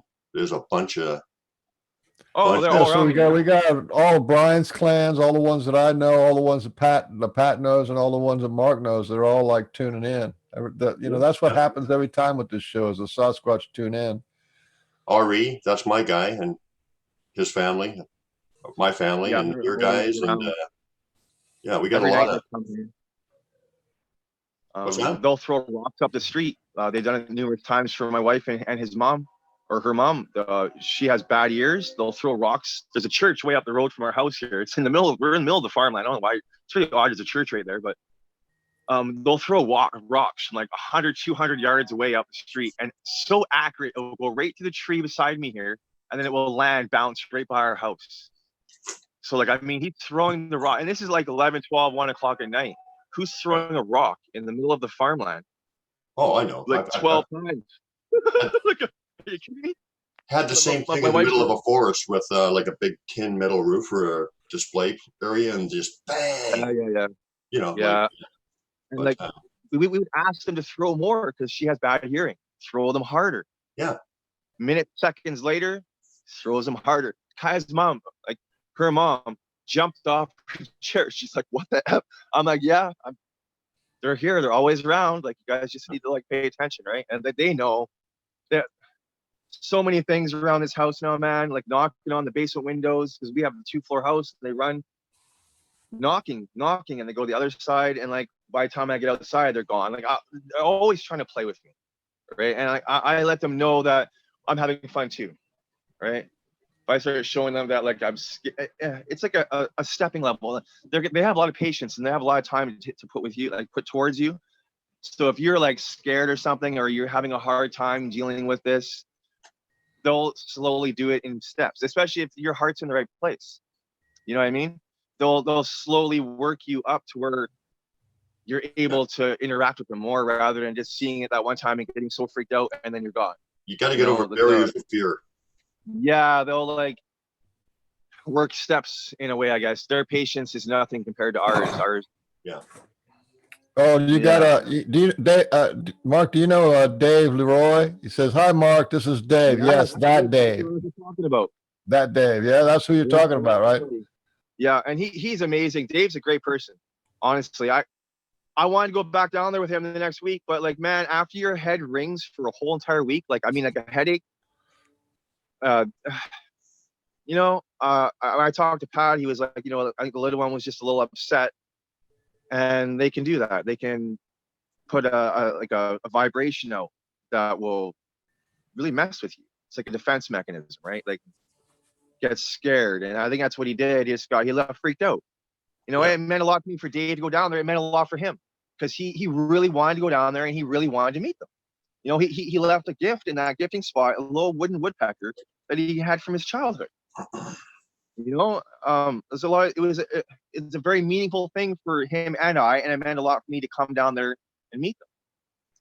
Oh. And I was like very, very kind of just like, man, this sucks, man. Why are they doing this to me? I really wanted Dave to come down here and like start gifting them and get to know them, and start a relationship. Get him in the family. I know he means well. He's a family man. His heart is in the right place. That's what I feel, anyways. And maybe the timing just wasn't right, like you said. Maybe there was something sensitive going on, or it could be. It just. I mean, it sucks. You know what I mean? You got a message. So this is a good important message from Azariah Windwalker. I think she's been on the show a little bit. Anyway, she says, "Hey, the Blue Ridge Mountain Sasquatch are tuning in. Yippee!" So you get like Sasquatch from all over the nation are tuning into you, buddy. That's cool. Yeah. Yeah. So like I said to you before last night, there too, Michael. I have kept a lot of this to myself for a long time. A lot of this, man. Like when my old man actually found out when I told him I was running around with the hairy kid. When I told him I was talking to that spirit or that ghost down the hallway when I was, he didn't like it. My mom's very spiritual. She understood. She's seen things, but my dad wasn't very nice about it. He didn't like it. He didn't like the sound of it. And I really had to start forcing myself to just keep it to myself or start making up a bullshit lie. And at a young age, I had to start teaching myself to lie. So that's not good. That's not a healthy thing. No. And it took me a long time to really wrap my finger around all this. I talked with my old man recently, and been having a lot of talks. He's having a problem with cancer right now, and he says to me, I'm sorry for like the way I was when I was a kid. I don't blame you for going down some of the paths you went down in your younger years. I was just, it's all good. I see what's wrong now, and I see what happened, and it's all good. We had 3 boys living up in the mountains. I don't blame you, man. We were all little shits. You know what I mean? But it feels a lot. It means the world to me. Like I said to Pat earlier about how I can come on here and talk about this because I don't talk to a lot of people about this. My family knows a couple, only a very few close friends, but not a lot. Well, thank you for the trust. Thank you for the trust. Yeah. And it's because of Pat and Robin too. If it wouldn't have been for them, I probably wouldn't be here with you guys right now. Well, believe me, you and I and Beans, we're all on the same page. I mean, I feel everything you said about protection and all of that stuff. I mean, we're all. Yeah, it's the way it is, man. It's the truth. That's what it is about them, and same, whatever. Yeah. Like I said, like Pat and Robin, they're like my family now. I've not even known them for as long as most would think. I've never known them for that long, but I tell you, the connection that we have is just unreal, man. Just talking with Pat, like I said today, just so many times where I will think about him, and then he messages me that second. So I don't know what's going on with our energy. There's a lot of wild stuff going on out there, and I think people just need to start focusing on themselves and their energy. And that's what Carl will tell me. He's told me since I was a kid. We are capable of doing so much more than what we're doing right now. Oh yeah. He tells me to put my phone down constantly. You don't need that. That's not helping. It's making it worse. There's a lot of things that we're doing right now that are helping us preventing us from doing the things that we're capable of doing with our energy. Okay. Yep. Like if I said that, people were able to walk through walls, or people were able to heal other people with their energy, because it's a thing. Yeah, that's a real thing. Well, the Sasquatch are actually teaching people how to go invisible. I mean, Well, I see my hand go through a patio door. Yeah, I saw my leg disappear. So I don't know, man. The more and more they said they'd taken that energy, the bad energy off my energy, the more and more. Barry Webster, his sister saw him disappear all the way up to his neck. Gone. He's just completely gone in front of her, 3 feet away. Using how to use your energy, what we're supposed to, man. That's all I say, right? Focus on your energy, man. All I can say to all you is focus on your energy. Don't focus on negative BS. Focus on the energy of your heart. Focus on the right thing. Yeah. Put your energy in the right spots. Don't focus on the social media BS. Don't waste your time going in those comments and saying that whatever you're saying, what you shouldn't even be saying anyways, just leave it alone. Stay away from all that and focus on yourself. That's what I've been trying to do with myself. So I tell you, social media is a mess right now. Like, yeah, let me tell you, Mark, a perfect example of that. Like my girlfriend is American. Yeah. And we're very much on the same page spiritually, or whatever. But with the way the media is, the election in the States, the vaccine, all this stuff, it is really hard, even when you know what that high level energy is, we're of no judgment and no fear, because they can't touch you in that there. It's still sometimes hard. Sometimes you slip back. And I find and for a while there, I was like slipping back, and I'm saying, this is not me. This is not hard sometimes. Yeah, this is not me. And so I went off to the woods after dark, and I just walked in there, and I just said, "You guys got to help me. Help me out. I don't want to be. This isn't me. I don't want to be like this." And right away, this is about 3 weeks ago. Immediately, I was back on that level of no fear, no judgment, not putting myself involved in the negativity, not buying into that energy. And I've been pretty good ever since. I can still look at it objectively. I can still see an outcome that I would like to see, and I can still, but instantly they took that anxiety, that fear, that control by all that stuff was gone again. And that's a great gift from them. That's one of the greatest gifts, when they can put you in that, and like I'm talking There's about. nothing wrong with like facing the negative, but don't. That's like I said with social media, it's all negative now. You're when you're going on Facebook or wherever you're going, man. Sure, there are good people, but there's a lot of negative people. There's always people that have that negative shit to say. Right? You don't need to drown yourself in that. And when you're going on social media, it's basically what you're doing, whether we want to like it or not. It's everywhere now. So the more and more, I'm not saying don't go on Facebook or don't go on your phone, but try and restrict yourself sometimes. Try to just put it down, man. Go for a walk, go to the river, or go do something. Like, go out into the woods. That's at least you can be normal out there. At least I can. That's a real medicine. That's what's really going to help you. Go get your medicine and go out to the bush. Go for a walk to the forest. It's a beautiful sunny day right now. Go get in it and get your medicine. It might cure bipolar, or go do some of these things that people have, that people just spend too much time indoors. They work too much. They don't have that life. And that's why they get a lot of these medical problems. It's what my buddies told me, man. Straight up. I talked about my one friend with bipolar, and Carlos laughed. He's like, "Oh, they did that to themselves." I was like, "What?" He's like, "Well, they spend too much time indoors. They don't go outside. They don't get their medicine." But they tell me. So I get out of the bed. I figured I'd go for a walk. She said, "How long are you going to be gone?" I said, "The whole time."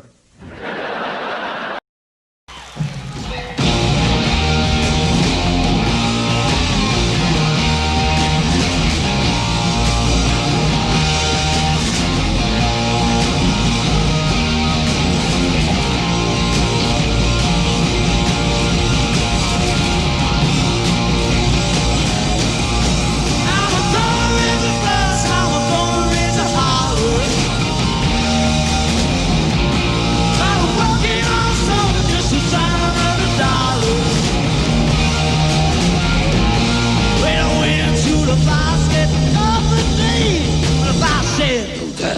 you gotta work a late.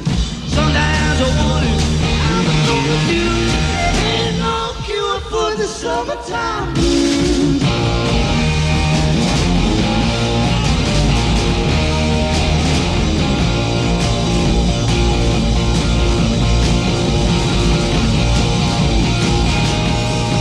Well, my mama told me, son, you gotta learn some money.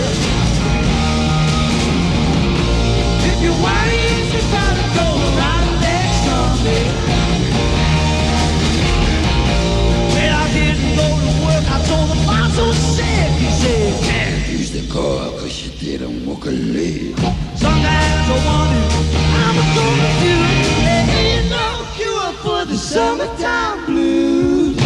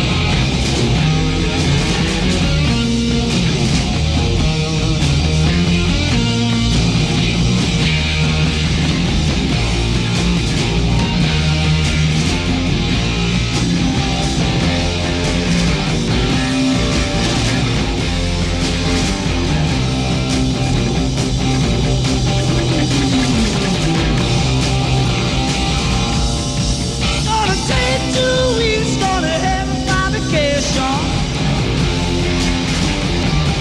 Gonna take my brother to the United Nations. Well, I went to my congressman, he said, I gotta help you, son, but you're too young to vote. Sometimes I wonder how I'm gonna do. No cure for the summertime blues.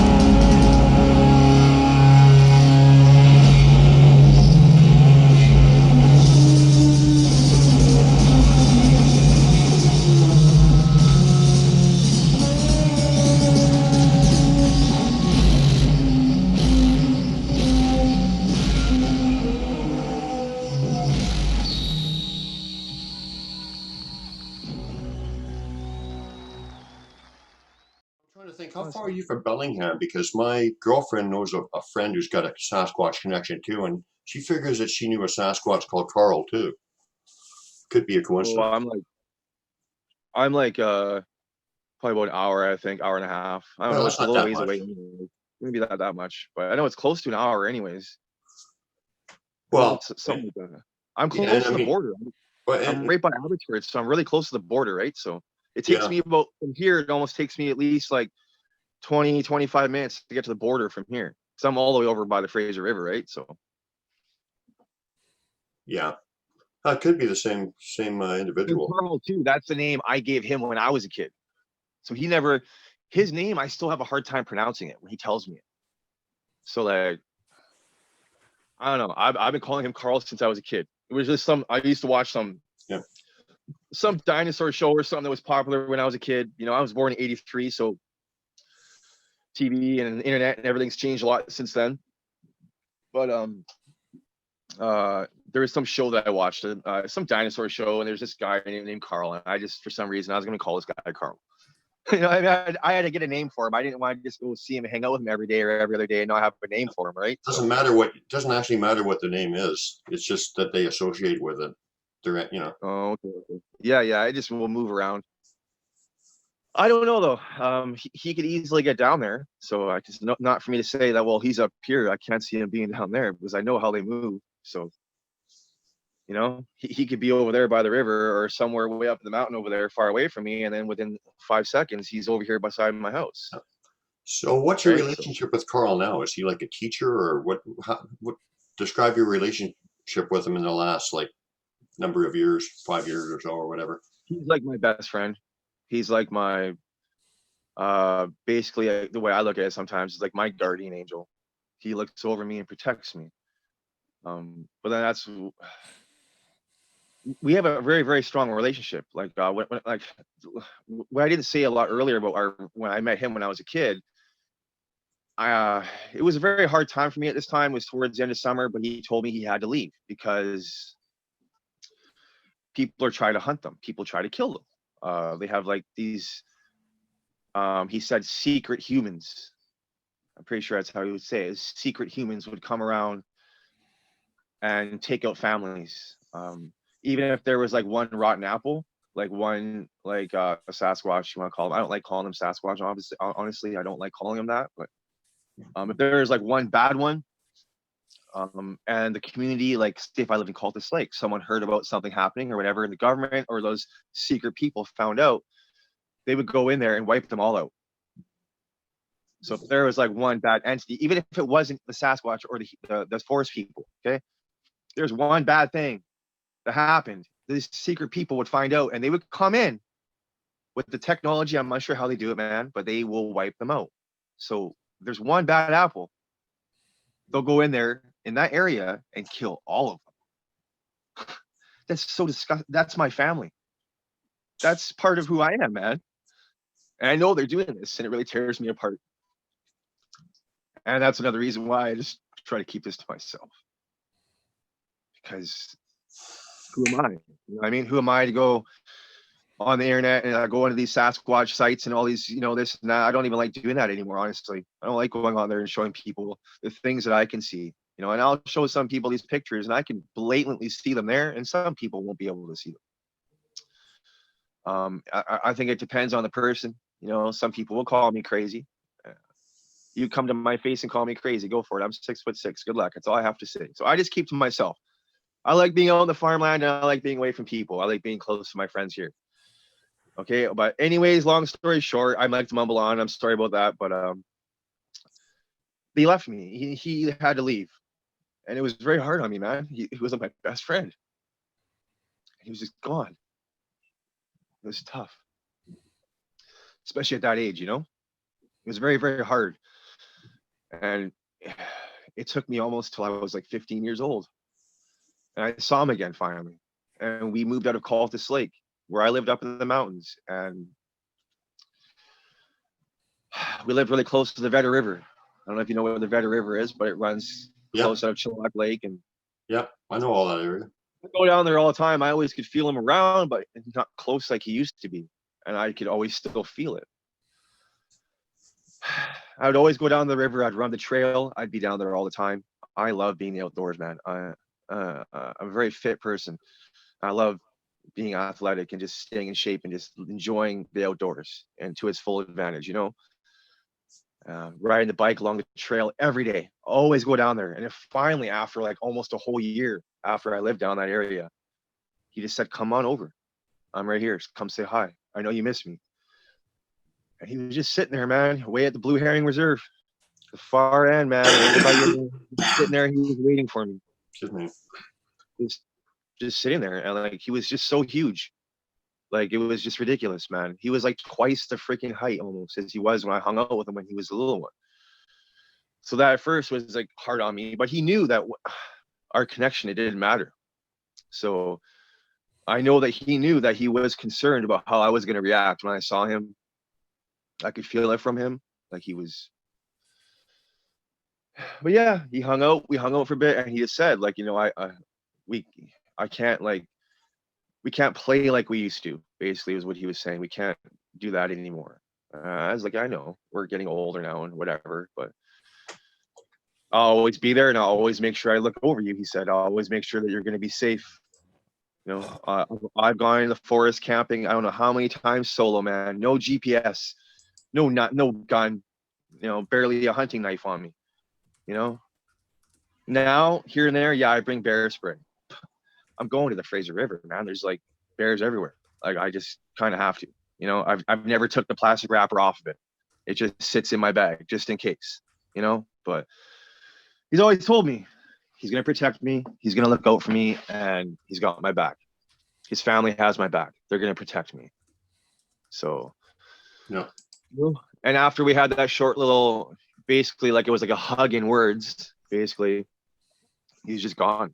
You know, like he was sitting on that stump, and then we were, as our mid conversation talking about what we were talking about, just gone. Yeah, they always And watch it's out like, for their family, protect them. I've experienced that too. It's just fact. it was really, really hard for me, and that was a really emotional times for me, and it was so emotional to the point where I literally tried to block it out and forget it because it was very painful. Knowing that he was the friendship and the connection that we had, and it was way more powerful than any friendship or connection I had with any kid that I had growing up with. I don't know what's what their energy or how they communicate or how it all happens, but it's very emotional, a very, very emotional impact friendship. It's a very, very true. Yeah. Someone that I know that no matter what is always going to have my back. And I would never have to worry about him going to saying something to Jimmy or to Tommy behind my back or whatever, that type of person. He's one of the most loyal of people you're ever going to meet in your life. Yeah. And the friendship like that is just, those are the friendships you never want to lose. No matter what, where you are in your life. When we meet, I'll tell you a couple of stories of how they rescued me out of the woods and protected my girlfriend and I and stuff like that. That speaks to what you're talking about. It's absolutely a fact. Yeah. Yeah, I actually was on a school trip one time when I was at Cultus Lake Elementary. We went up to Teapot Hill, just a little hike, like a little, just a little get out for the kids. And I fell down the side of the landing when I went to go try and take a pee. We were all going up the mountain. I was like grade 5, I think. Grade 5. And I fell down the side of the trail, down the mountainside there, and kind of buggered my ankle up just a little bit, and I banged my head. I tried like getting up to like walk back up to the top of the hill, and I kind of just like faded out a little bit, like faint, or I'm not sure what happened to me. And I wake up and I'm in the arms of, I'm pretty sure it was a female, and she was carrying me back up to the trail.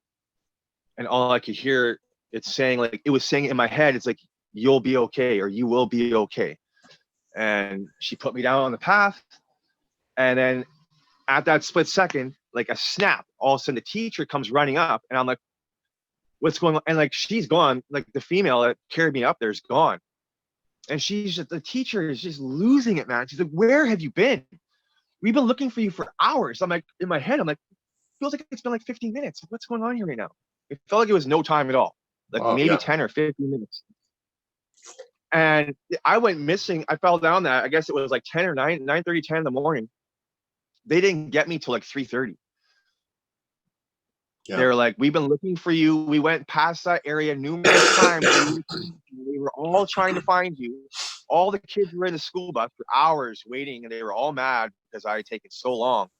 I was just playing games or something, whatever, because they knew I was that little bush kid, and I was always just running around like a little Tasmanian devil in the forest, right? But yeah, that's just another, like a little bit of a thought, you know what I mean? Even like literally actually felt like 15 minutes, but it was like 4 or 5 hours. I know what you mean. I've gone in places and it felt like it was 5 minutes going in. Yeah. 3 minutes going out. And yeah, I've gone up hills where it felt like I was going downhill. Just, like just amazing. Yeah. I mean, it's limitless. Missing time is a big deal. I mean, that's ETs do that. To be masters of time and space is, they're not, these people are not, Well, wood I mean, apes. if they can They're- put something 5 years in your past that they know you're going to find 5 years like today, Yeah, they master time. So, that's dude, not any barrier. they will literally cut sound right out, and you guys know that. They'll make it so where you won't hear that car going down the road a mile away, or you won't hear the train going by over by the river or random things.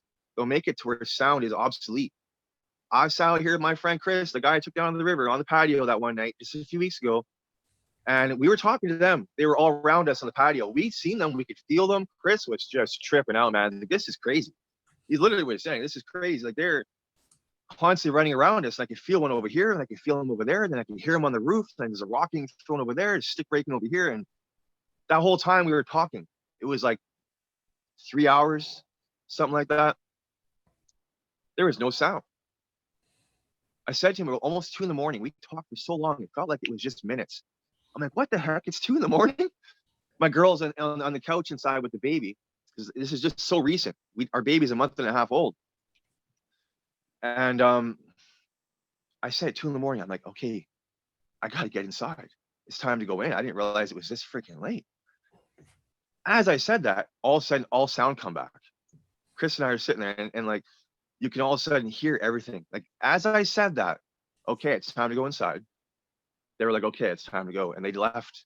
Wow. They left as soon as I get ready to go inside. And as they walked away from our patio, the side of our house, and they left us, all sound come back. I mean, you could hear the sound of everything. The sound coming across the river from Mission, the sounds from the vehicles, the sounds from the road. And we both noticed it at the exact split second. We're just like, whoa, we can, No, yeah, I know exactly what you mean. amazing how they do that, man. It just really, really blows my mind. Like, so if you're like anyone listening to, once again, if you're in the forest and all of a sudden you go to that point where you can't hear nothing, you can't hear a bird, pin drop, if you're going to hear that pin drop, they're probably there. Like, do it. That's a very good skill they have. They will cut everything out, everything in your surroundings. But yeah, there's just so much, man. We had our tent set up right here, actually, where this table is right here, last spring. And I even sent the one picture of that footprint. I got size 16 feet, and the footprint that was by my foot was like close to double the size as my foot. But I was sleeping on the patio with my girlfriend here, just doing a little cheesy camp it out on the patio kind of thing. She was pregnant, and it was really hard for her to go out with me and through the last summer and go camping and do the things that I love to do because of how she was. And camped out on the patio a couple nights. The second night we're camping out on the patio. I'm out cold in the tent. It's just a small little 2-man expedition tent. She has to get up to go pee. She has the messages she sent to her mom about how she felt about that night, because it really put her on edge. It hovered around the tent on the patio. So like when I'm coming here, you guys can see this patio goes down. It goes all the way down to like there. It's a long ways up just to get to the patio. I got my like camo tarp up here, whatever, but like it's a long ways up. Like if we go to the ground there, all the way up to the patio railing, that's like, I don't know, man, 8, 9, 10 feet, 9, 10 feet up. It's quite a ways up, So we had her tent right here. She is out cold in her tent. I'm out cold in my tent. She wakes up. She has to go pee. There's a big shadow hovering over her tent. So her tent's right here. And there's something coming in over the railing here, hovering over top of the tent right here. So you hear what I'm saying? Yep. So she knew and acknowledged that there's something like hovering over her tent, and whatever it was, it had to, it scared her a lot. It scared her, told her to stay in her tent. Said, don't go out of her tent. Don't wake Mark up. You don't know how he's going to react. They're questionable about it. It was really odd because that still confuses me because I've been around them since I was a little kid. I don't think I would have. I tend to be like an adrenaline junkie. When something's dangerous, I run at it. When something is like, I don't know why. I just the way I am. I'm weird like that. Things don't really scare me very easily. Yeah. You know what I mean? I just don't scare easy. And she was freaked out. She could smell it. It hovered around and it stayed around for maybe an hour or two, a couple hours. And it hovered over top of the tent. And then she basically forced herself back to sleep. And she really had to go pee back. So I don't know how she even pulled that one off. But the next morning, she I'm on a phone call right now.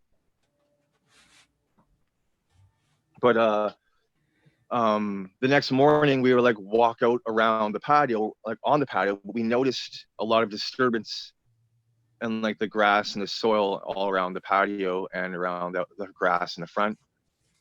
It was a big footprint. You could see an area where it actually sat down. You could see it's where its bum was, where its legs stretched out on each side. You could see where he was sitting. Like it wasn't just me. Like all of us in the house here were looking at it. We're like, what the heck, man? There's no way it was a coyote. There's no way it was anything like that, because we have a pit bull and another big dog. It's just like right in the back there, like right there. So there's no way that we're gonna have a coyote or a bear or something coming and chilling by our patio right here. It's not gonna happen. You know what I mean? Mm-hmm. There's just more than enough. And that was the time where it actually kind of like got through to my wife, and she just kind of acknowledged and realized, you know, he's not crazy. This is actually happening. And that's the only thing that really means a lot to me, is when I have my family that has my back. When you're in the world all alone with this, it's very hard. I have a friend who's in the situation. He knows about a lot of this stuff. Makes a lot of experiences, and his family basically looks at him like he's crazy, and his friends don't talk to him much. You know? Yeah. You know what I'm getting at, though? Yeah. Yeah. A lot of marriages are broke up over it. Oh yeah, man. It does a lot. And you know, she supports me. She knows what I'm doing right now. You know, my family supports me. My mom has had experiences with them at her childhood, and that's one reason why I think that maybe I have experiences since I was a kid, because she's had experiences since she was a kid. She's seen things. She's had them on her farm. They found outlooks on her farm, the back end of her farm property. Like, you know, they've been around her for almost her whole life. So it starts to make me wonder, maybe that's why I know them, because of my mom. Well, I wanted to say one thing about that fear thing, because I'm just the same way. I've never really had fear with it. Even when I seen like a glimmering outline of like some kind of being like looking right at me when I was a kid, I just kind of looked at it and said, "Oh, that's kind of cool." Yeah. You know, and I think the reason is because we have some kind of subconscious knowing of, you know, like past lives or whatever. It's something that we're familiar with. We're not that far removed from consciously knowing who they are, you know, like kind of thing. So we're not really afraid. That's what I thought. It's I think it's like a type of feeling that people think that it's a fear sometimes too, when it comes to them. You know what I mean? Because we have like senses and we have feelings in our body that we've actually never even really used before. A lot of people. Yeah. You know what I mean? Though that's just kind of what they hint towards me, anyways. They say it like, you guys. They always tell me all the time, we're capable of doing so much more than what we're doing right now. We're kind of like, we're going down the wrong path. Like this by me sitting on this phone as long as I do. And I'm not saying I am done talking with you guys. I love talking, especially about this. And you guys are great. The energy coming from you guys, it feels amazing. Like I know you guys are literally actually, your hearts are in the right area and the right spot, and you guys really mean well. And that means a lot to me. And that's when I really want to open up about something like this. You know? With people who we're all really experiencing the same kind of thing. In an individual way. Yeah.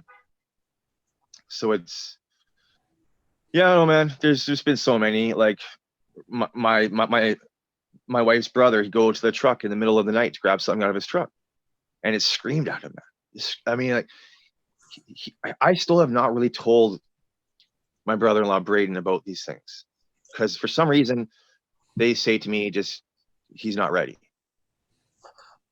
So I haven't really said anything too much about him. I've told Kai's mom, Chris, there's a lot of people around the house, my brothers, you know, people, I've told them, but I haven't told him. Well, for some reason, they I don't know what it is. And like Braden, he's a really nice guy. He seems like his heart really is in the right place, but for some reason they're just like, no, you don't need to know. Just whatever. I guess they can just scream at him again. Whatever. But like he went out to his truck and they screamed at him. Like I mean, like he said it sounded like it came from a mile away, but at the same time it sounded like it came from on the other side of his truck, and it made all of his bones in his body shake. And he was just like, "What the f?" And he ran back to the house. But that's normal. A lot of that kind of stuff's been happening. It's So not just one. let me ask you something, because I kind of been told I'm a facilitator or whatever, and that's my experience. Like I connect people in with them or whatever. And Yeah. when you're talking to somebody, you know, we all have different experiences or whatever, and they work with us all in different ways. But I'm just wondering if you've experienced this.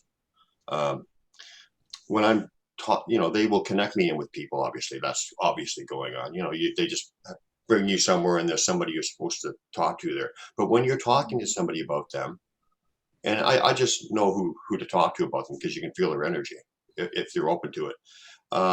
They give me the most beautiful confirmation energy. Sometimes my whole body is tingling. It depends on how much they want me to talk to them, but they really acknowledge it right on the spot that yes, we like what you're saying. We want you to talk to this person. Do you get stuff like that? Yep.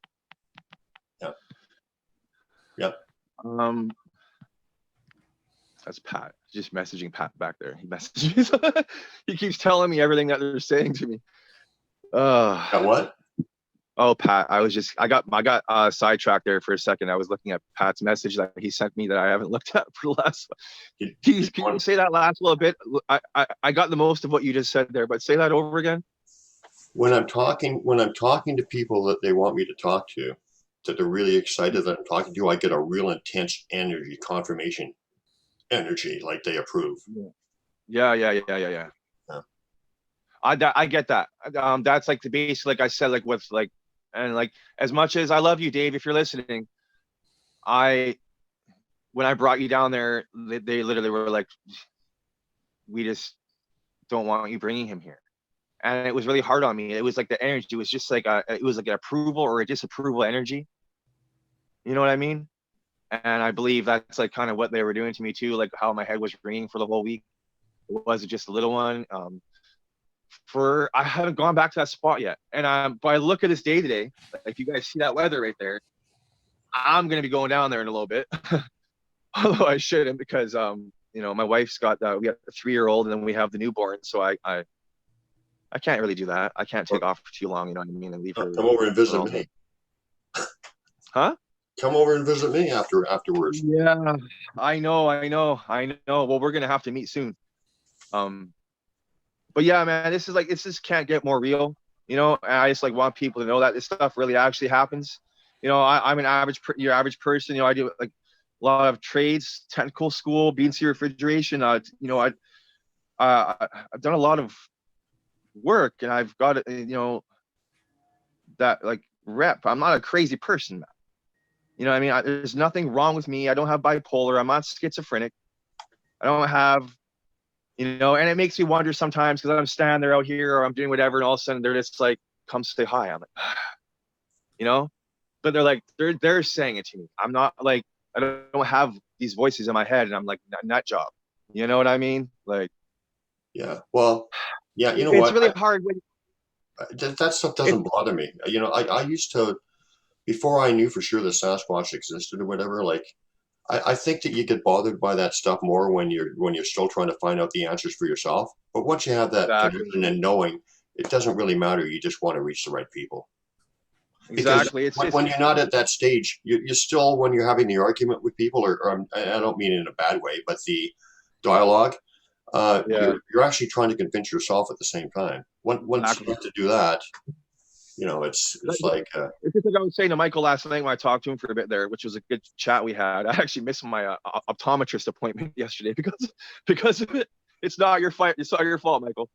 But yeah, like we're talking about like how I tried to tell you got to go. You didn't listen. Oh, I know. It's not your fault. It wasn't your fault. I rebooked my appointment for Wednesday. Mr. Bean just told me to get you to send him the bill if you're going to be charged for it. He's got deep pockets, this guy. No, he does. No, He's independently wealthy. But yeah, I'm not like into it. Independently on Social Security wealthy, that's for sure. I got the whole entire government giving me money. Yeah, the government's doing well for me too right now. Actually, I like him. He's giving me lots of money to stay home. So never been on EI in my life. I've never been on welfare, nothing like that. Because of this COVID, with my family, my wife had to have C-section. There's a lot going on, so I was like, okay, well, I'll go on EI, and the government's giving me almost as much money as I would be working right now. So I'm not making a small EI paycheck. I'm getting decent money to stay here and take care of my family. So Yeah. but like I was saying about Michael, we were talking yesterday. I'm not in it to go look for footprints. I'm not in it to go and look for evidence. We're not researchers. We're we're family and friends. Exactly. I'm not going down there trying to find that kind of stuff. Like, because I found a footprint outside of my patio, literally like a foot behind where I'm sitting right now. Yeah, I took a picture of that because it was freaking cool, man. Like, I got a size 16 shoe, and I put my foot next to it. You could feel the toe indents in the dirt, each toe. Like, I had my wife, she put her hand, I was like, you put your hand in that grass, in that print, and you feel the toes. And she touched it and she pulled her hand out right away. She's like, what the? And she was just like, no, thanks. So it's just like, you know what I mean, though? I'm not in it to make a freak show out of it. I just want people to kind of understand. The people that are willing to learn. Exactly. They're willing to understand. When I go out, there's so much evidence or whatever. And the thing is it's fun. Yeah. It's fun to look at. I enjoy it. I enjoy looking at what they do. I enjoy seeing the footprints. I've only casted one because one guy, and this is my first year, because one guy really begged me to do it, but I'm not interested in that. And I gave it to my grandson, but I'm not interested in that. But it's still fun, and you still learn stuff about their terrestrial life by looking at their stuff. There's still lessons to learn. But yeah, there's not my focus. There's a lot of things, man. Like if I go down there, try to take pictures of them, sometimes they're not too fond of that. And they'll literally, my phone will be at 90%, and then I'll go look at my phone and it's either 1% or completely fried. And this is not normal. This is normal thing. It's I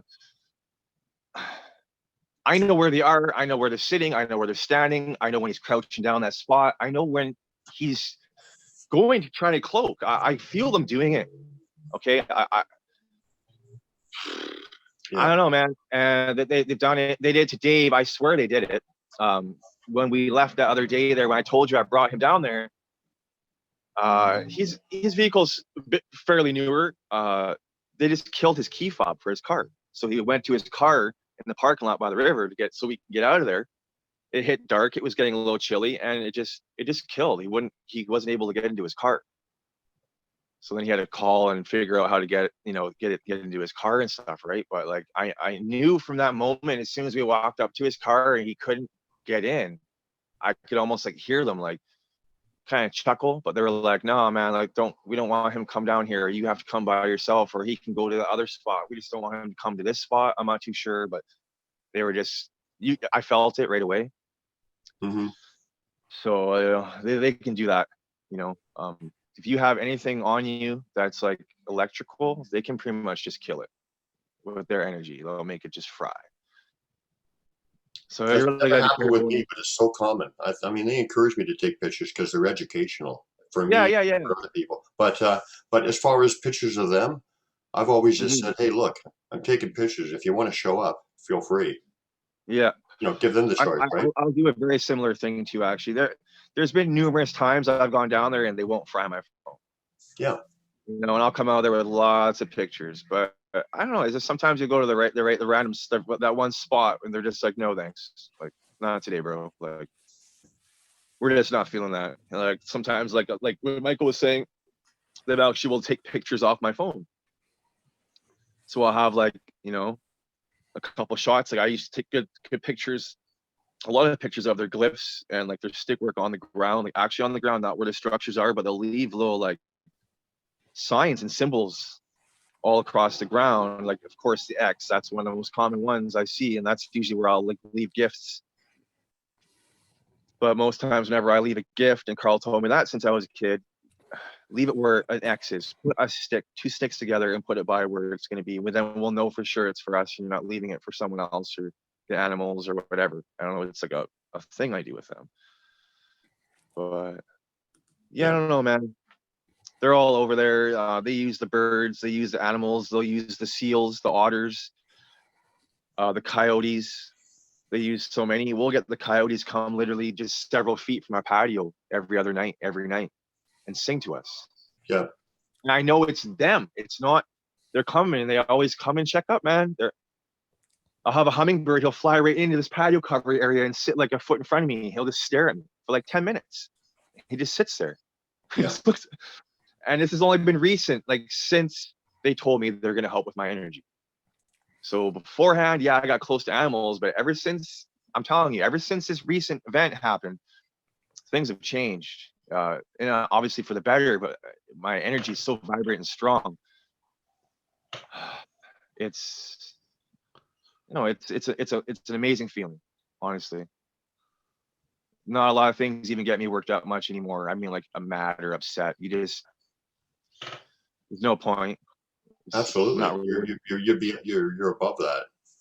No, it's just not worth it. And that's not who I am, right? It's not worth my time. It's not worth putting your energy into it because it's No, always no. negative. It's bad for your energy. It's going to make your ride to get where you want to get with your energy. It's just going to take a lot longer, right? So Yeah, I'm just not willing to give my energy to that negativity anymore. You know, that's no. Yeah. what do we got here, Mr. Beans? The photograph. What is it? I actually have 2 photos in the same spot. You have to look close, man. You really have to look close. You'll see him there. Actually, you're going to see the female sitting there too. I still question her. But if you see her face right there, that's just down the road. That's actually the same spot where I took Dave. So right Is in there. the male on the right, female on the left. Yeah. You can Is see that them. right? You can see the one on the left too, left side of the tree. If you look, zoom on his face, you'll see his eyes, you'll see his nose, you'll see the one leaf covering his actual right eye, like his right eye. You'll see his whole face. You'll see the hair going around his whole entire head. You can see him, man. He's just cloaked in with the tree. Can you see my mouse? Can you see my mouse to tell me where his head is? Go right there for the female. Go down a little bit. Right there, up. Yeah, right there. You'll see her eyes. Right there. Yeah. Her eyes. You'll see her nose, her ears, her hair. About here, like there. Yeah, go down a bit further. You'll see her whole dress. She's wearing a dress, man. She has a dress on. She got her parted hair. You can see her eyes. Look, man, like zoom right in. It's clear day. When you really get in there and you look at her, you'll see her. And on the left side of the tree, you got the other guy. And then you even have another one beside him. But he's right there. Right there, that guy there, yeah. That's his head. That whole there. Was that higher or lower?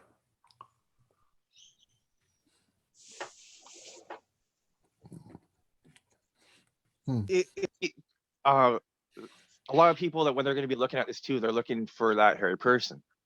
You guys know they cloak. You guys know they can basically blend and go invisible right in with that environment. Get out of there for a minute, Michael. I'll show Mark my guy cloaked. There's several of them in that picture, but I'm still questionable about that female. When you really zoom in, you look at her, you can see her dress and everything, man. You've got to have that gift to look at it with. They've there he is, a hummingbird. Have to have enhanced that gift in you, I think. Yeah, that's what they say too. They say some people can see it, some people can't. I mean, I can see them sometimes I can't, but that's not one of the ways that they interact with me as much as other ways. But I gotta send this picture to Pat right now. Pat's like, send me that pic. I gotta send. I'm right here. I'm listening. I gotta find this picture though. Yeah, you see, I talk to Pat like every day. Every day now, I talk to him, and he helps me a lot. We help each other, actually, I believe. But just see if I can find this. Are you still working on something, Brian? Yeah, I'm just grabbing a picture. Why? Because I want to go back to screen share. It's got a whole bunch of pictures here. Okay, we'll do that while I find mine, and then I'll get you to show it when I find it. Yeah, Let's do what you're doing. What do you got to say about this, Mark? This is like this oh right yeah, here. okay, that's my dogman buddy, man. Dog man. You So you that's really him gotta in look on here? that. You'll see his teeth, you'll see his mouth, you'll see everything on him, his eyes, his ears, the bridge of his nose. You'll see it all you have to do is just look. I noticed it right away. As soon as I had that picture, I barely had to look, and I could see him right in there. And I have same pictures of that same spot, and he's not there. There's nothing there like that. Yeah, they love that spot, like right up in there. That's where I like to go gift them. So if you can really look, you'll see it looks like a big wolf head almost, or like a dog's face. I see almost like a right in the middle, like smaller. I see kind of looks like a face, but Yeah, you have to just, it helps when you zoom in. You really have to zoom in when you're looking at it. Yeah. It makes a world of a difference. I Like, don't think I can zoom in on this thing. but he's right in the middle, and you'll see him, man. Like, I see. I get a feeling, and I see something. But You want to go back to that one? You should have a zoom on your taskbar, Michael, if you've put one on your taskbar. yeah, like where I have him in that blue circle there, he's right in there, man. Like, I can do something, but I don't want to fool around with that. but you'll see both ears. You'll see both ears. You see his nose, the top bridge of his head. You'll see his mouth open. You'll see his teeth. Yeah. He's right there, man. It's like, it's one of those moments where it's like, it feels weird to me because I feel like everyone should be able to see it, but maybe some people just don't see it. okay, like I'm gonna show you my clan leader, and I mean, to me, it is so obvious that it's not even beyond. It's not even within question, and yet some people say they can't see him. Can you get my picture, there, Mike? Mr. Beans? Where's your picture, buddy? In your oh shoot, I put it in Kitty in my my girlfriend's box. Give me a second. Sorry about that. Anyway, put it in your message box to me. I'll say I can find that's it what there. I'm doing. I put it in Sue's box. Well, That's dangerous stuff. I put some bad. I've only given you 4 hours of instructions on how to do I this. know. Well, it's a 12-hour course. I'm only partway through. This is another one that you got a couple pictures here. There's stuff going on here. Oh yeah, man. Huh? I have that. See, the thing is, I have 2 different pictures I sent you. The one picture is like a lot different from the other picture. The one picture will show that guy right there is actually one beside him too. He's sitting right there where his head, you originally saw his head. There's another one to his left. Then there's her there, and there's actually another baby that goes around the corner, and there's actually Carl is in there, but you guys can't even notice him. So yeah. There's a big guy who's standing right there, and he's massive. Yeah. That's Carl. He is very, very, very, very good at hiding. Yeah. I've almost got these pictures ready for you, Mike. He's like hugging the tree there, isn't he? Oh yeah, he's there. Yeah, he's got sort of back to the tree, hugging the tree, sort of like, yeah. So like nothing to see here, man, until you can't see me.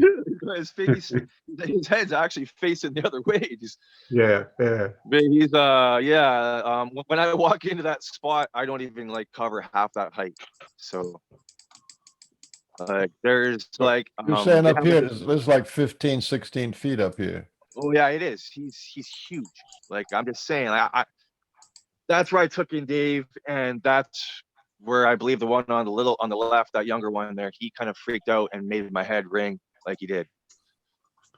So there's a comment in there. There's a comment in the comment section about your head ringing or something. The lady was saying that has to do with the atmospheric conditions, and if the solar flares come in through a portal and hit you, that you'll be like dizzy for a week and headaches and really it's like gonna last a cosmic whole week. energy hitting you. So that guy and the Sasquatch like to hang out around portals. So There's some weird stuff down there, man. I don't know. There's some areas that I know they are basically like you'll call it a veil, or where the veil's thinner so they can come in and out. That's what they say.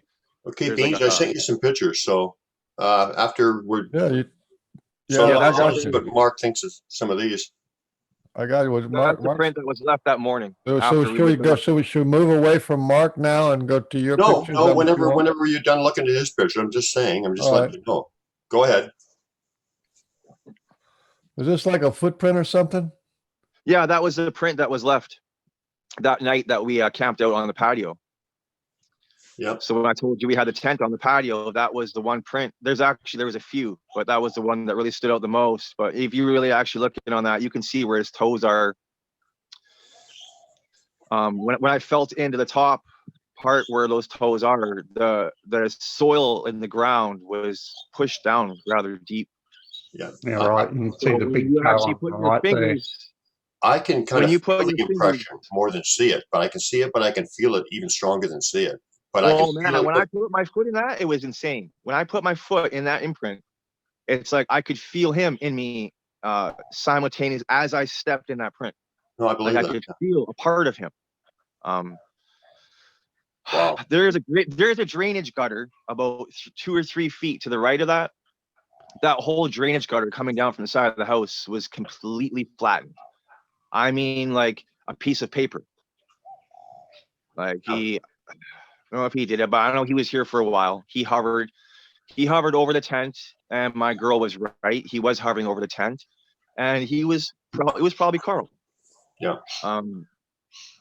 He was a little upset with me at that time because I played a recording on my Bose surround sound speaker. That was one of them.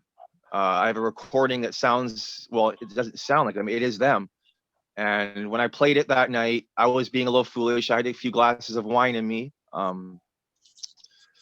We got 2 dogs in the backyard. We got a pit bull, and then we have another one. He's like a mix with a pit bull and something else, but they're big boys. Okay. I played that recording.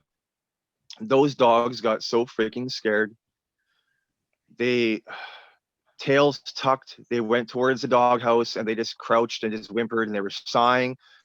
And my reaction to see how they were reacting to this sound, it was very interesting to me to see how they reacted. You know what I mean? Like I was just like, wow. And right around that time of me playing all this is when my little buddy came by to visit. And I know it wasn't just him because they never come alone. They like to stick close together, a lot of them, right? So Yeah. But yeah. You have a cat too, right? You have a cat too? Yeah, I got a cat. We got a few cats here now. Yeah. Thought I could hear them meowing earlier. Yeah, we did actually. Our cat had kittens just not long ago, so we've had a bunch of kittens running around here, and we gave one to our landlord. But then it comes back to our house, crying outside of our house, Right. and it's like not even half a year old yet. So we gotta come and crying, trying to get back into the house. Like you guys, what's the energy? Yeah, it's looking yeah. good. Coming back to me. What you got going on in this photo there, Mark? Well, that's the one young one. You can see him, man. Just zoom in on it. You see his eyes. You can see, look at his head, man. You can see it. You just have to really look. There's another one right beside him too, down low. Oh, I do see something. Yeah, man, right there. That one. Look at him. He's right there. The next picture, I have 2 pictures of that same spot that I sent you, Michael, okay? If you go to the other picture and you look at that exact same spot, you won't see his face. You won't see him. That face down there, you will not see it. I have 2 of the same pictures, okay? One picture, that guy is there. The next one, he's not there now. His face is gone. It changes. That's funny because I seen the face in a different place than where that red. See that last picture you had with that one with the dog? With the dog, man, that's him, man. That you can see a lot clearer. I don't know why, but I see it clear as day. I can see it clear as day when I look at it. Right now, when I see that, I see his nose, his eyes, the bridge of his face. He almost looks like closer to like a dragon when you would look at his face. But that's my brother, and he is with the Sasquatch, and you know, I feel like he protects them. That's what I was saying, Mark. Yeah, I don't. If the pictures Your are for mouth is you, so you can close see to him. them That's his crystal ear. clear. But Yeah, his you know, ear's right there where you touched. He's got both ears there. You can see his eyes on either side. You can see it all go across. Yeah, more to the left. Up, up, up. Yeah, but it's hard for me to like. Up to there. He's like right in the middle of that. Yeah, keep going left. But he's right down. Yeah, right down, down, down, down, down. Because he's right to the right of that log, right in the middle of that log, standing up. And then those other stack of that structure right there. His head is right in the middle of it. So So you're you see saying that here like tree? this, right? Yeah, he's right there. You can see his face, his eyes. Excuse me. Yeah, I can see him now, but it was with your help, and it is very clear. But I He's there. couldn't see it without you helping. Yeah, There he he is he's got right his there. ears on both He's tops. facing kind of this way. His body's facing this way. Yeah, that's it. You can see him, man. You can even after you look His close enough, you front can leg. actually see his teeth. And You can he's see it. gigantic. If that's that, if that's He's very, that's very gigantic, big. right? When I crawl through that, okay, when I crawl through that structure, because I walk actually right through there along the river, I will maybe take up that much space with my body. So like my body, I'm 6'6". His head is almost the size as my body. So Yeah, right. So you go in through that black crawl space down the bottom there, or walking space. he's there. There's a reason why I took a picture of that spot. I Yeah, wasn't going for the view. I knew he was right there. It's like his legs are over the spot where you come through the bush there. The guys I've gotten pictures of, I don't take them because I know they're there. They just show up. I see them after the fact. That happens too sometimes. It Can you, happens around my house sometimes. Can I show Mark a couple of my pictures, see what he thinks? He looks like a pretty friendly sort of Yeah, fellow. but the thing is, I have to go back and forth between his thing and yours after I get out of this one, going that one. So Well, after we're done with it. This is the last one, so No, fine. Yeah, absolutely. You're going to get a chance. You're going to get a chance to say whatever you want because you're the host. No, I just want Mark's opinion because like everyone sees different. Yeah, and it's very common. Like I said, if the so this is the same one with the dog man. See if I can't. Like if the picture's for you, you're going to. And listen, that's another thing. Dog man are actually pretty good people. There's nothing wrong with dog man, and they don't go around, killing people. No. It's the same thing. The same perspective with Sasquatch, right? People think that they're scary looking or they're mean, just off of what they look. And it's understanding. I've heard of people that will see the dog man or whatever you want to call him, and they don't take it very well. It can be very hard on them mentally, and it can really scare them. It's understanding. You see what kind of era we live in. You see the things people see in movies. Yeah. It's kind of the way people are trained to think almost. You see someone, it'll scare the shit out of you. It depends on the soul that's inhabiting the vessel, Exactly. Like you say, there can be good and bad in many of them, and whether it's animal life, Sasquatch, Dogman, same with space friends and a lot of space enemies as well, and they're all coming down here, down to Earth, this is Mother Earth is the womb of many universes, and there you go. There's some clouds. A lot of control for it. So see the guy looking at me out of the clouds, the big face. I don't see it. Right center, right dead center. This guy in here? No, beside him. You can see the eyes, the nose, and the mouth. Beside the black one. The eyes are lit up and the nose is black. It's like his eye. Like that? No. Is that the guy? No, right beside him, to the right. Right to the right. I'll forget it. If you can't see it, it's kind of like pointless going over it. You gotta help me. So instead of like judging. See, that's my point. Like, so is this it right here? No. Dead center. No, down. I see the eyes, the nose, the mouth. I see in the center. There's Yeah. one eye. Right here. Oh, this Yep. guy right here. Yeah. No. Oh, geez. Forget it. Forget with the sun. And then he's got a little hat of That's a hair good like that. catch, though, No, Michael. no. 'cause I Well, see one that eye what you're looking at almost. there. Look, listen. That's not it? That's my point.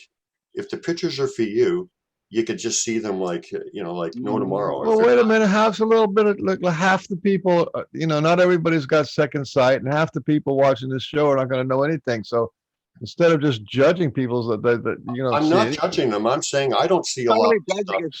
So you're saying this guy right here, that's not the face. The big face in the That's middle, it. the whitish part, and his mouth is kind Go, of black. to the left of that, Michael. Go to the left of the one that you're seeing, Yeah. and sort of like go as if you're going in negative. The eyes are white and the mouth is white. The chin is sort of black and the nose is sort of blackened out. And it's directly next to the one that you can see. Well, he's So in go there. in, yeah. Go back where you were there, Michael, with your pointer back to the middle. Back to the My middle. point right was, Yeah, right around in there. That's his mouth there. Go up above and you'll no, see it's his not. eyes. That's his nose. mouth It there, says there's a nose. That's his Yeah, mouth. there's the Okay, nose and there. then you're saying this is like one eye there. That's an eye, and No. that's another one. Forget it, man. It's not worth What do it. you mean? What do you mean? Forget it, man. Well, if you can't even describe it, then how can you even see it?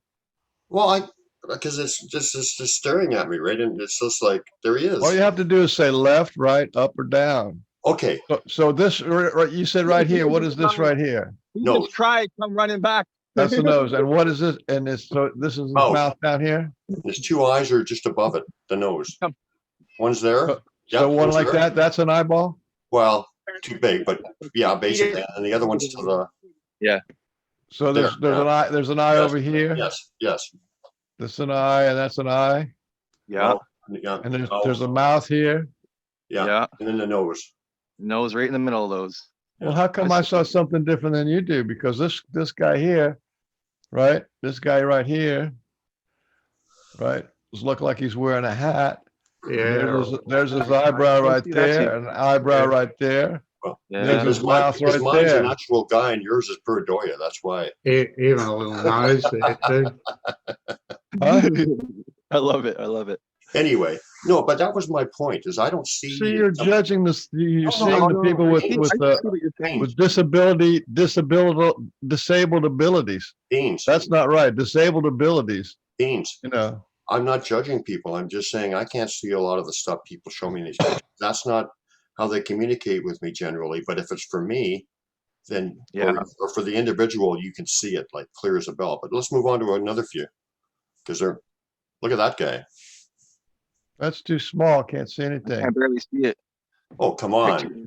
He's right to the left of the stump, full body. He's like partially cloaked. You can see his entire outline. Blow it up to 200%, Michael. I can't do it. It's not giving Mark, you you can see him standing there, right? magnifier. I can see it there. It's just that the picture is a really small picture. Yeah, that's not worth looking at. I can see him. I can see him though. I saw him there.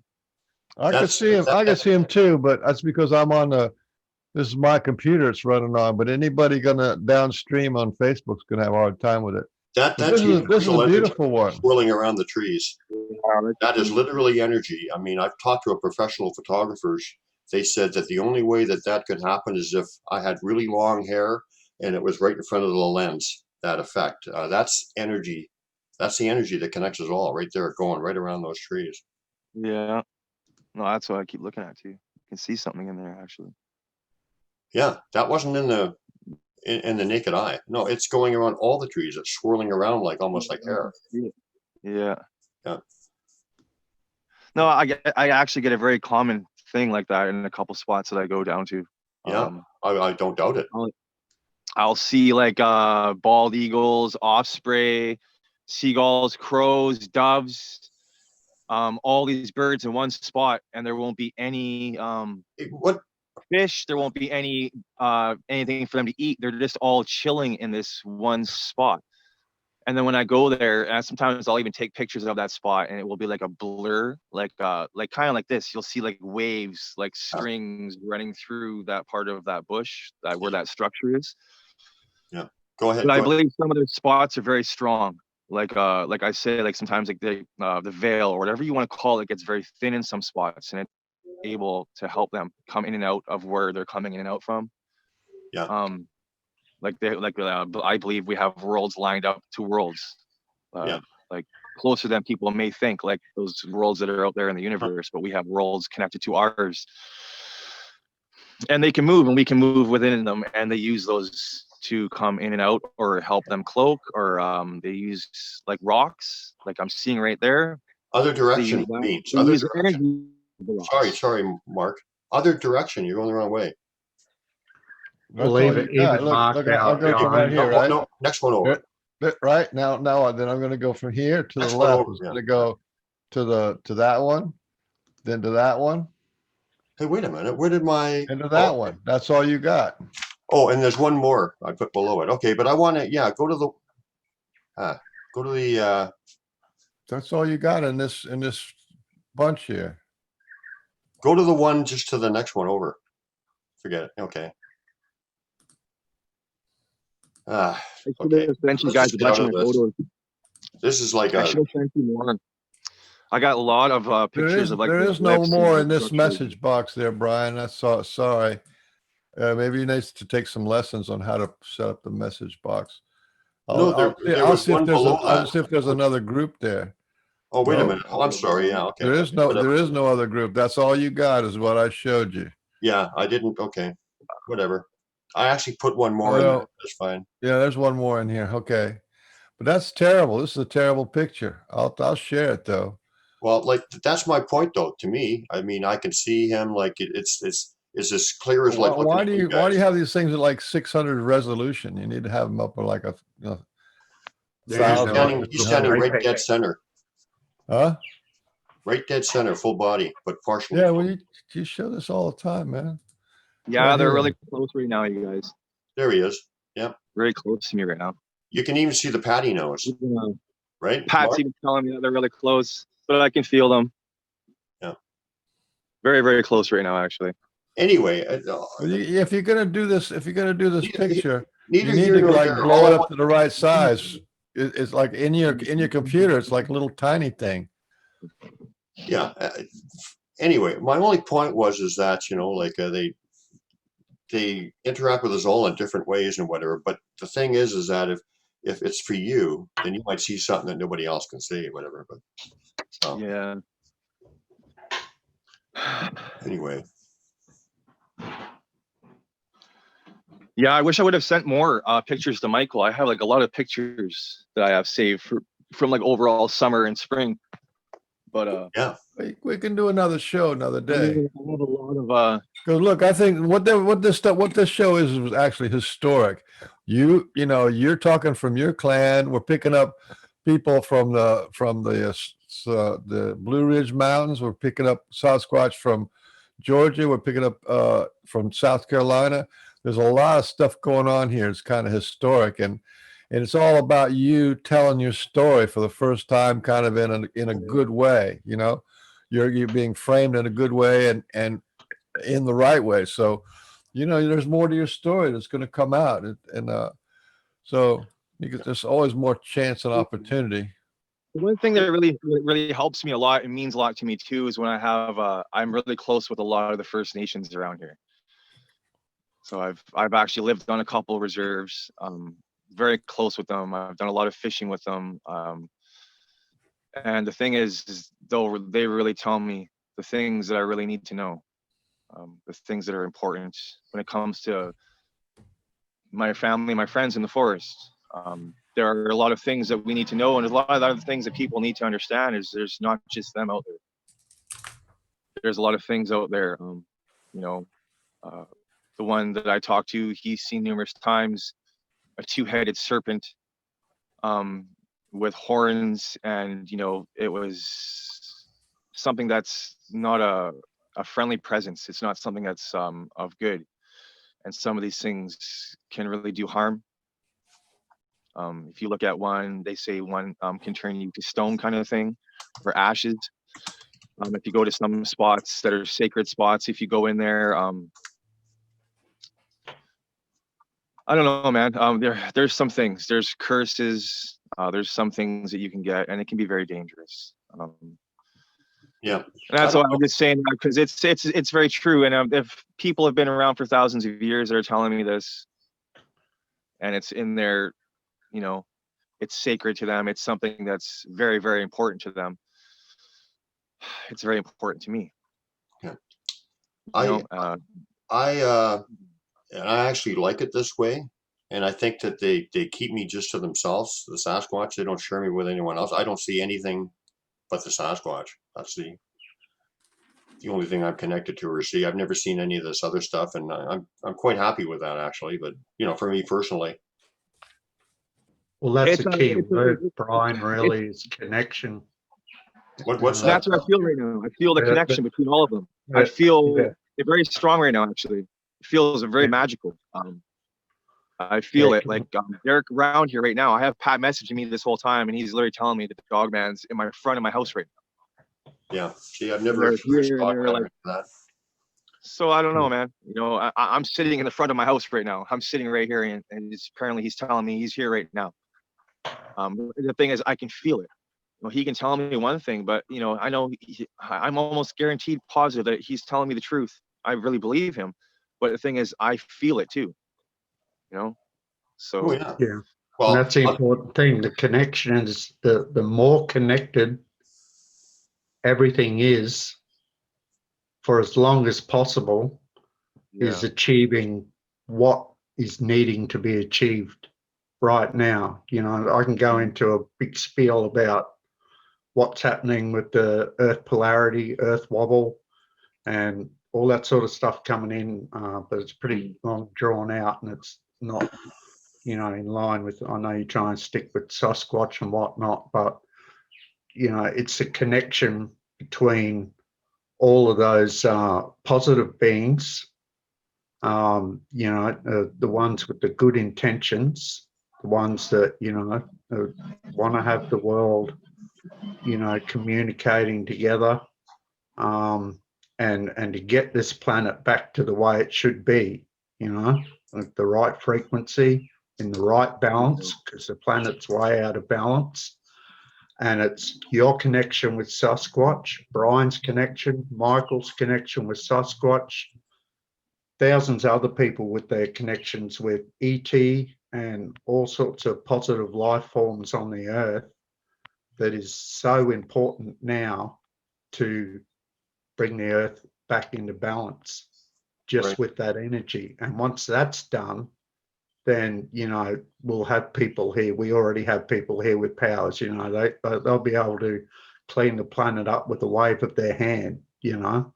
But first, it's got to get balanced out right. The vibration's got to be right. We've got to get back onto that middle axis, spinning harmonically, not wobbling at whatever degrees like this. Once that happens, then all good stuff can start to happen then. So at the moment, it's getting everyone's positive energy together to counteract the negative energy, which is actually, as we know, or some people know, some people don't, controlling our planet right now. You know, we've been hijacked, and we've got to kick those hijackers out and start taking this planet back, you know. And then all the really good stuff will happen, you know, for everybody, not just for people like yourselves who are a bit connected. You know, you're getting the good stuff. And I know it's like to get the good stuff too, but there's a lot of people who, you know, they're having a bad day, and it shouldn't, and it doesn't have to be like that. And so, you know, Brian, you trying to be connected as much. Mark, you trying to be connected and get connected as much as possible, have it on your mind. It's a big deal, you know, and it's making a difference. And it doesn't matter who knows, like you say, you know, you guys, you're not in it for the fame and fortune. I agree with you. The energy is everything that we're putting out. That positive energy is positive. That does change things. Yeah, Actually, the connection of it as well. It's not just having your own energy, but connecting with You know, be able like-minded to connect with vibrations. other energy, connect with the energy to the rocks, the trees, the land, the Yeah, dirt, connect everything. to all the energy. When you can really start doing that, that's when it's going to start changing a lot too, right? Absolutely. You got to be able to connect with everything else, connect with the birds, the dogs, the coyotes, everything. You know, I Well, got it's to. already changing now. It's been changing since 2000. It's just a matter of keeping it going and amping it up, and more Yeah. things are happening. We've got I got a more really good star gift. seeds being born. We've got I got a. more what they call the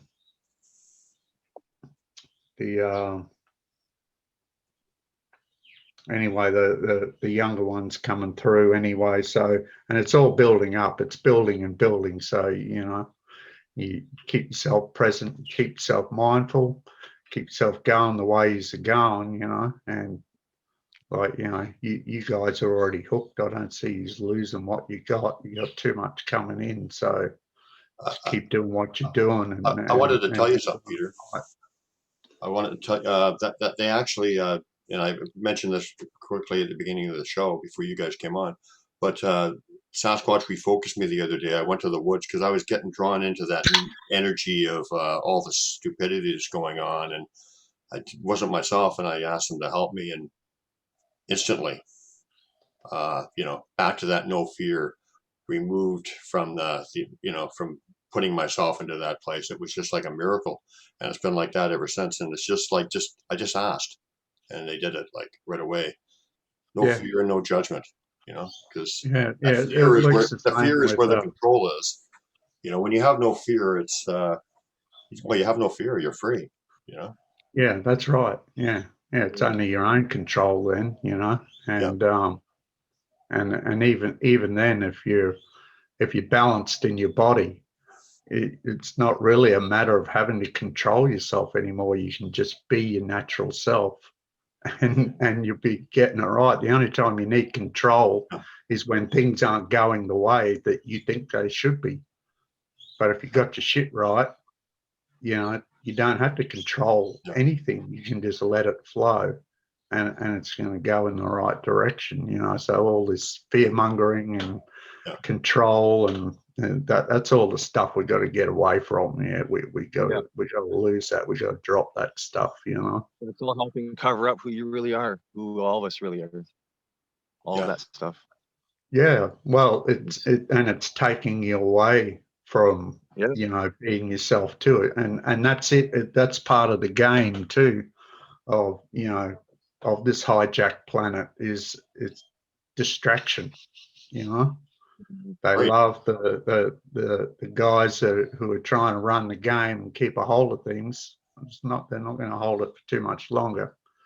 They love to keep us distracted. That's the whole change is coming. We were talking before about getting off Facebook and not being distracted by TV. You know, get out in nature or even just wander around in your backyard. But you know, that whole distraction thing, that's all part of, you know, keeping us out of the loop and keeping us distracted from the powerful beings that we can potentially be. And for some of us, we're already beginning to harness some of that power, starting to get some of it back, and keep focusing on growing that. And and like Mark and others have said,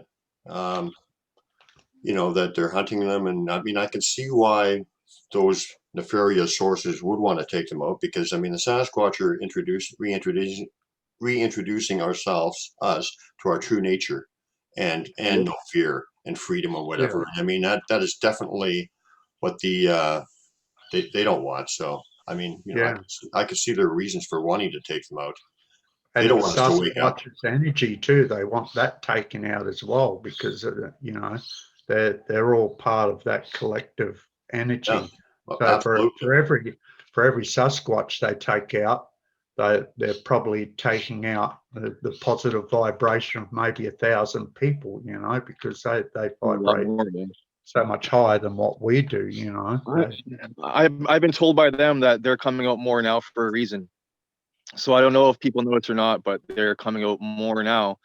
But they're doing it for the people, for the world, and Yeah. for the well-being of the world.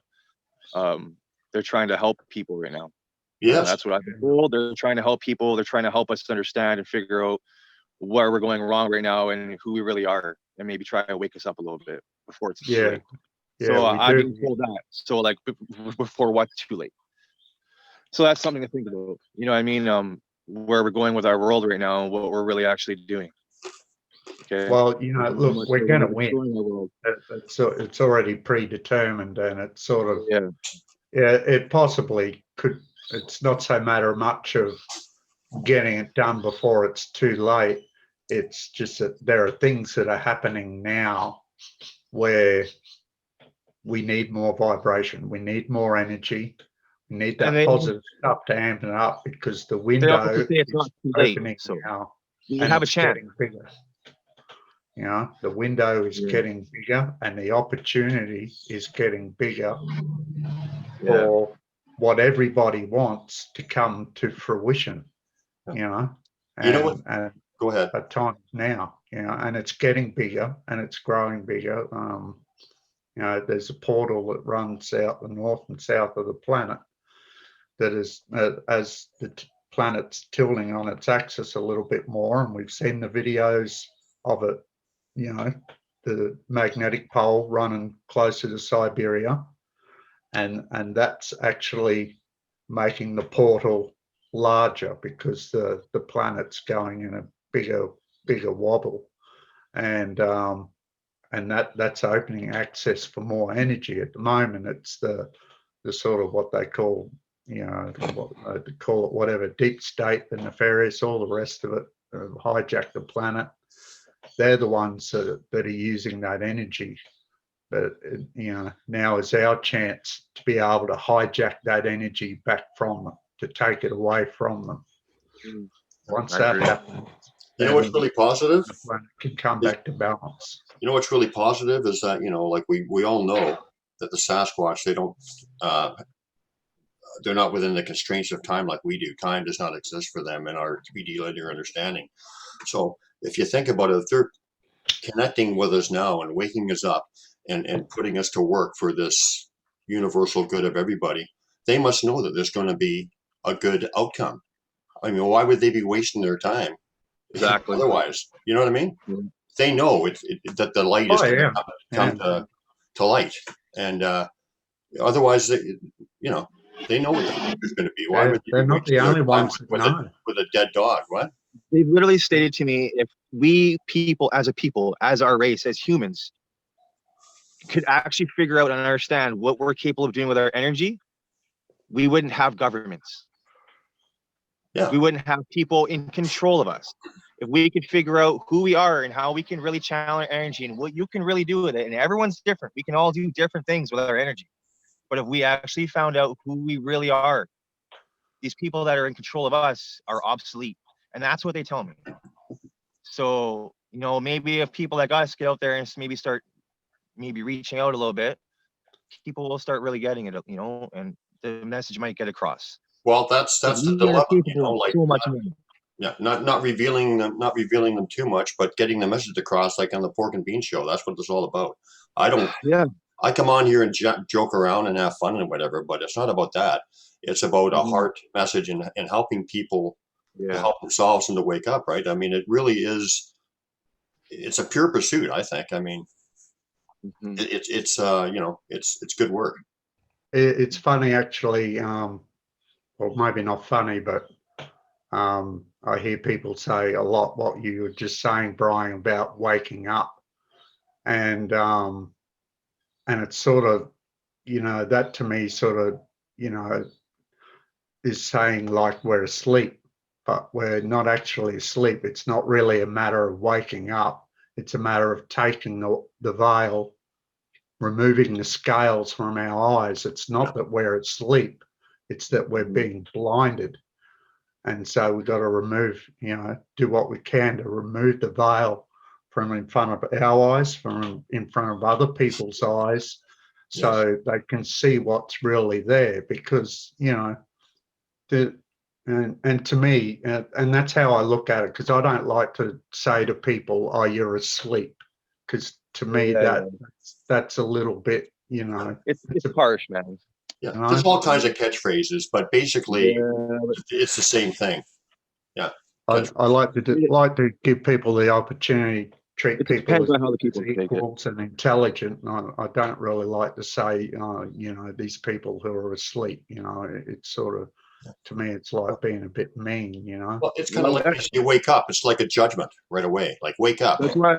That's one reason why I was talking about a lot of things I was saying earlier about how like staying away from your phone and technology and a lot of this social media and a lot of this negative BS you don't need in your life.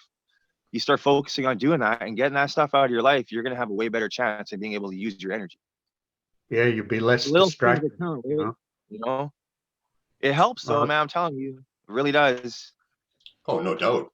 Like you put your phone and turn it off, throw it in your bag, and you go hiking in the mountains for a few days, you're gonna feel a heck of a lot better. You might be a little burnt out from the hike from carrying all that weight, but yeah, yeah. uh, Even it's So, the medicine, fact man. that Mark, It's did medicine. you said that you're like, kind of like a military brat and you have a Yeah, hard time was crying. Have you ever experienced either so much joy or love that you cried, or so much compassion or oh yeah, sorrow for what's going on? Have they ever actually made you cry? oh yeah, they have. It's happened numerous times now. I've had one come around here for like a couple of days. It was really doing some weird stuff. It was saying a lot of weird things. Even this one, they were warning me about this red square, this red box. Um, they were saying stuff about the down in America, some things could go wrong, saying about the leaders and stuff like this, and saying that if stuff goes wrong down in America, this red square, red box is going to come. And I'm just like, what the fuck's a red square, red box? What are you guys talking about right now? This is like, what? And I started like looking up and doing a little bit of research, and I found out like the red square is this like Russia, and I can't remember who they all are now. North Korea and Iran and some other, I can't remember who they are. 4 countries made an alliance, like an agreement that if like stuff hits the fan, that they're going to come in. If America has a civil war, this red box is going to come and it's all over. I don't know, man. They tell me this stuff.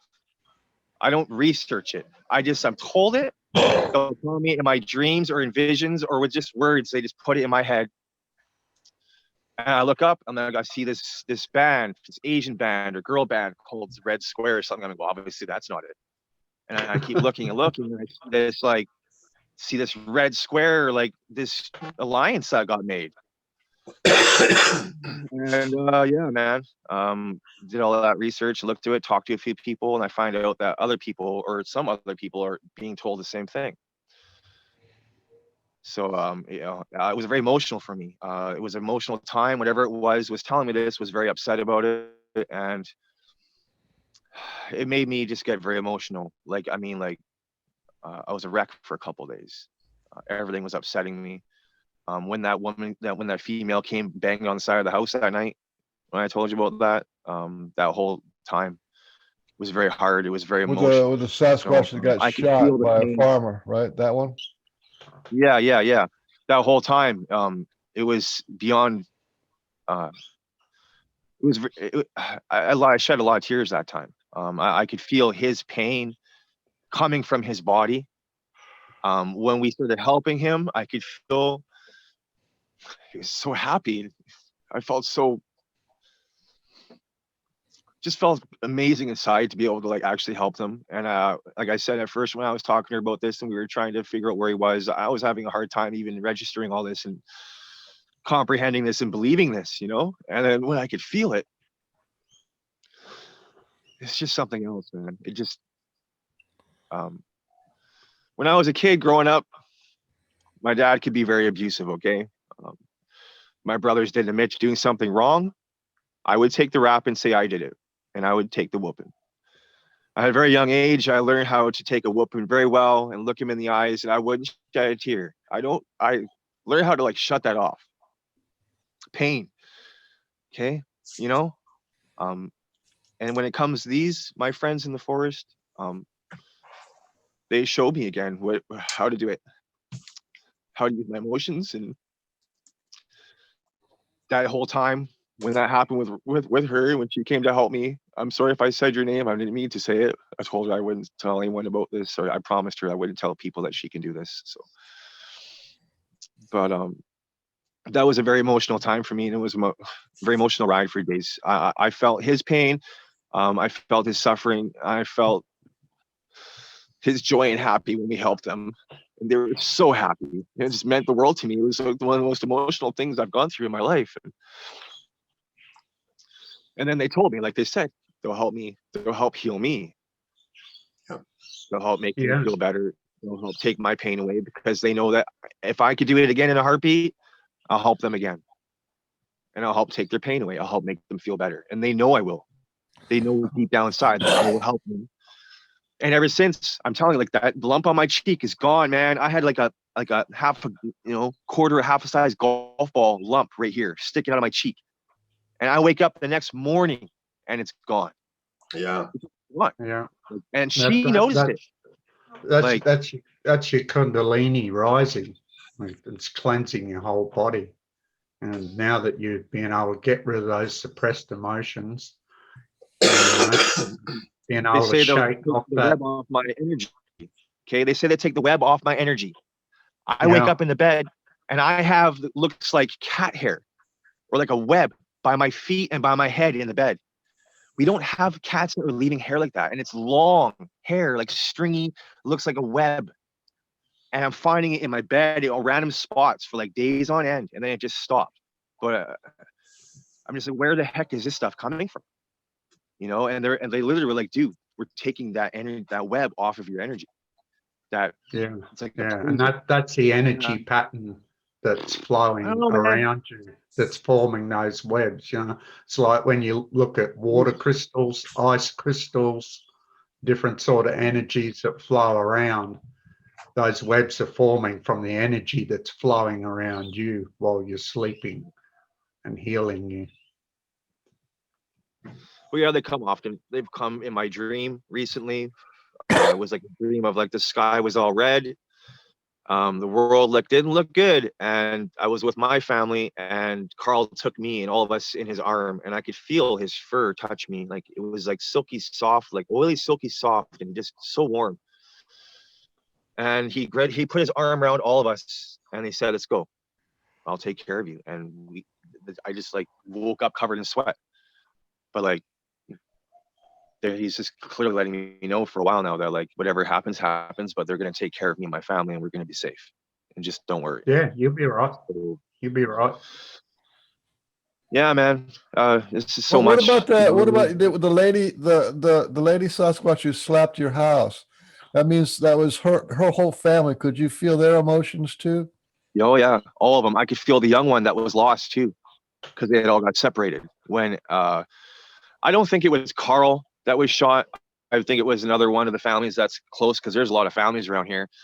And Carl's close, and he knew right away what happened, I believe anyways. And I think he came from further area down, because I'm not very far from where I'm actually born and raised, where I live right now. I'm born and raised in Chilliwack. So that's where I spent most of my life. And I don't know.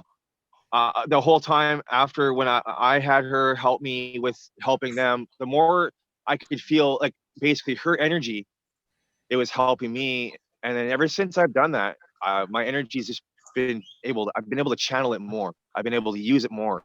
I could feel like when they're around, when they come by me, it's like a radar, like a pulsation of energy that will hit me. And it's like, it will make like when you listen to it, like I said to Mike last night, it's like you listen to a song or you watch the scene in a movie or something that it's memorable to you, and it hits your heart, and it makes every bit of you stand up, like that energy, everything stands. But they do that to me every time they come around me. So whenever I'm down by the river, or I'm down by their structure, or down by their spot, that whole side of my body, or wherever they are close to me, just stands on end. I can't help it. It's just the way it is. And like the same thing with ghosts or spirits, all that stuff. Just always been there. like I have an It's antenna. That's interesting that you said that it feels like a pulse, yeah. because that's really spot on for anyone watching at the feels like. moment. You know, Mark's spot on. You know, he's true, and you know, I can tell what he's saying is the truth, because that It's energy 100% comes in the way it pulse. is, man. It's a Yeah, pulsation. Like yeah, even like you would get it from like a sound, or like you're standing by a speaker and it's really loud and it's pulsating. You can feel it hitting yeah. you. You know, it's Like, just like a that. subwoofer. Yeah, So yeah, and that's like a normal thing for me, right? yeah, I'll hear yeah, them. I'll hear that old lady downstairs in the basement yell at my daughter, "Get out!" And then she's 2 at that time, just starts screaming. There is no old lady down there. There's no one down there. Okay, and I hear it clear as day, man. I know what I heard. You know, she have her movie down there, whatever she's watching, her kids show, but it was quiet. The TV was not up loud. There's no way. You know, I was standing right by this guy, my old buddy Donnie. He didn't hear nothing. You know, I look over him and I'm like, "You didn't hear that?" Like, it was very loud. Like, she just literally screamed at her, and then as soon as she stopped screaming at my daughter, Raven just started bawling. Like, split second after. You know. yeah. You're picking up on alternate realities in the multi dimensions of the Earth frequency. You know, and we all think there's the Earth is just the Earth here now, or many people think that. I don't think that. I know differently, but you know, the Earth is very multi-dimensional, because the Earth is so special as a womb. You know, there's a lot of life that gets started on the Earth, and there's not a whole bunch of planets like the Earth around. You know, that's why there's always such big battles over this planet. But this planet, you know, can exist multi-dimensionally in thousands of different places at one time, all through a multiverse, and it's there to be close to other planets who need the resources. You know, there's planets dying all the time.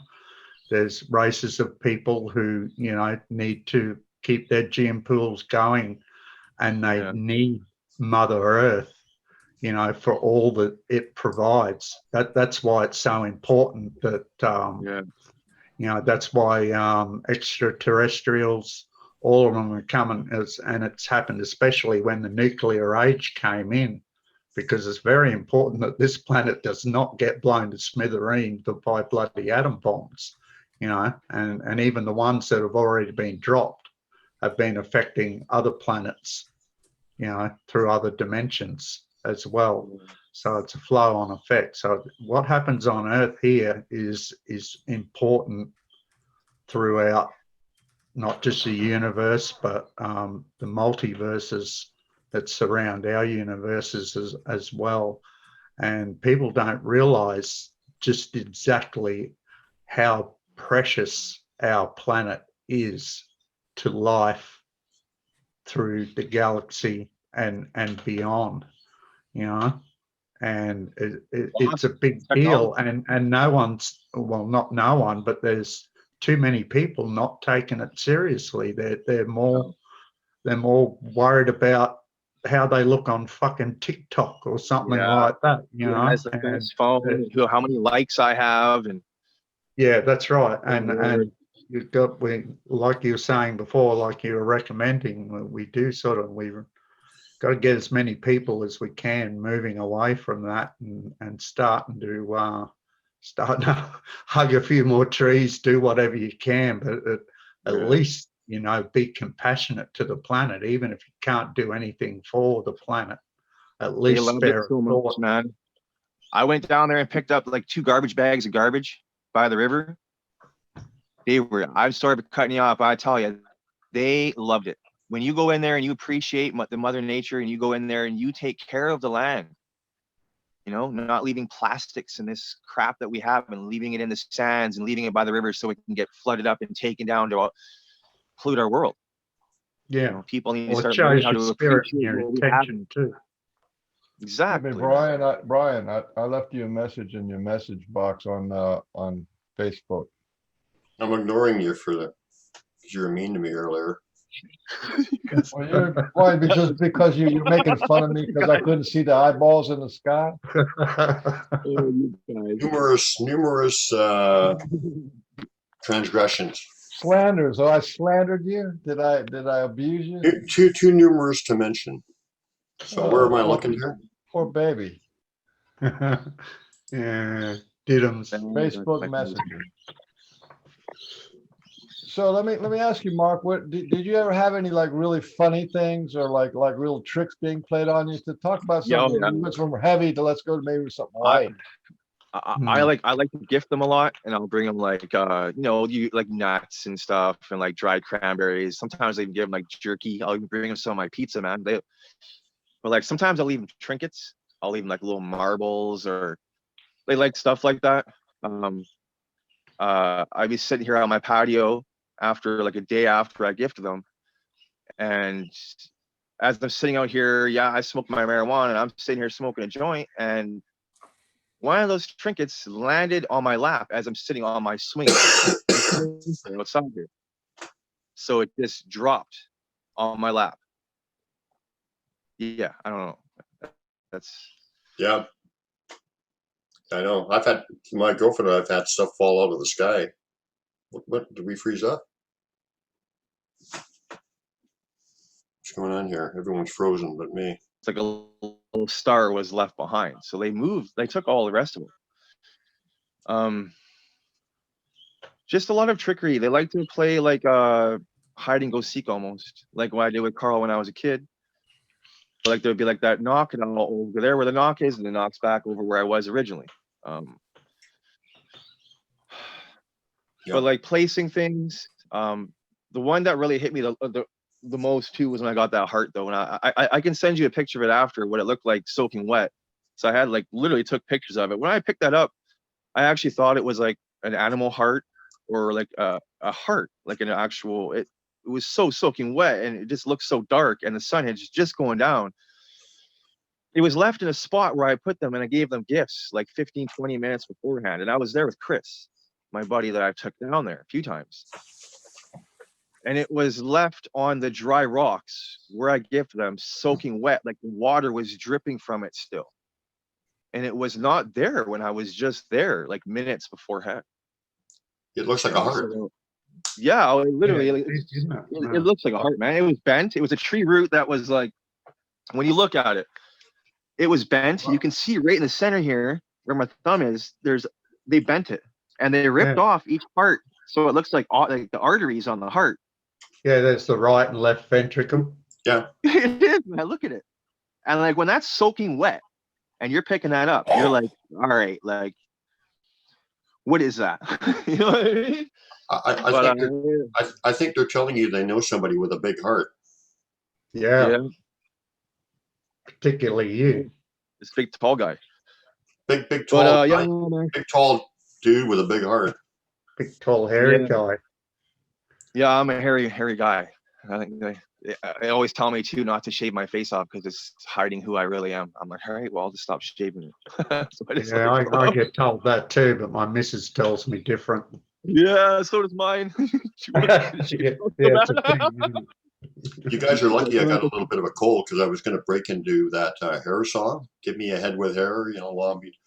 But my voice is trash right now. I got a little bit of a cold going on. Or maybe I got COVID, just a weak ass case, who knows? Yeah, COVID, man. You just got the flu, And COVID's just a flu anyway, It's just, until it mutates and it mutates again and mutates again. And that's another thing they tell me. They tell me that this is all, they warned me about it several times now. And they're like, this is, man, they made this and they're trying to control you guys. They want to have full control of us. They want to be able to have us isolated, locked down, do whatever they can do. And it's basically a training for it right now. So I believe them. Do you know that all viruses are man-made? Viruses don't occur naturally in nature. All viruses have been man-made. in nature, there's no such thing as a virus. So Mark, That's controlling us, man. What do they want to do? Mark, my friend, are they giving you Yeah. any positive? Are they giving you any positive news of like we're going to win, or what are they saying? Well, they always like that's what they say. Like that's why they're all coming up right now, trying to help us. They're trying to help us understand, and there are a lot of people that are going to be able to see them, and that they just want to show us what we're capable of doing, and they want to try to help us, maybe teach us if possible. But they're doing it because they see the light and they know that we can do it. We have, if like you said earlier, why would they even be trying if they didn't? They know the outcomes. They always know a lot of the outcomes. They know who you are before you even know who you are. All right. Yeah. Why would they be wasting their time right now? Like you said, true. trying to Exactly. do all this, to try to help us. If they already, come on, man, we have a hope. We have a chance. We have more than a chance. We just need to do this. We all need to put our arms out and hold each other and literally try to help each other rather than sitting there and making these BS comments that people do and wasting their time being negative. Like, why don't we just be positive and just get along and try and figure this out? Why can't we take charge of our lives? We can do it right now. You know, people just need to actually, like, we don't want to say it, but people just need to wake up a little bit and see what's right there in front of them. Maybe try looking harder. Use your energy in your heart, man. Just try. Focus on it. Go to the bush. We have a chance. As long as I say we have a chance, we have more than a chance. Yeah. You know, but it's up to everyone. We have to all do it as a people, and there's more than enough of us on this planet.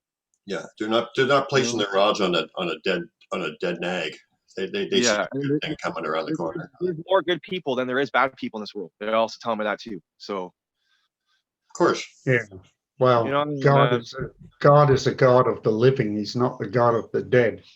Yeah. You know, we've already won. There's, you know, for anyone who's wondering, you know, Brian, you say, you know, is there anything happening? Are we winning? We've already won, mate. It's just a matter of, you know, going through the motions. There's a lot of people that are going to have to feel the sting a little bit before, No, I know like that, Mark Peter. says, I'm they making wake a up. conversation, You know?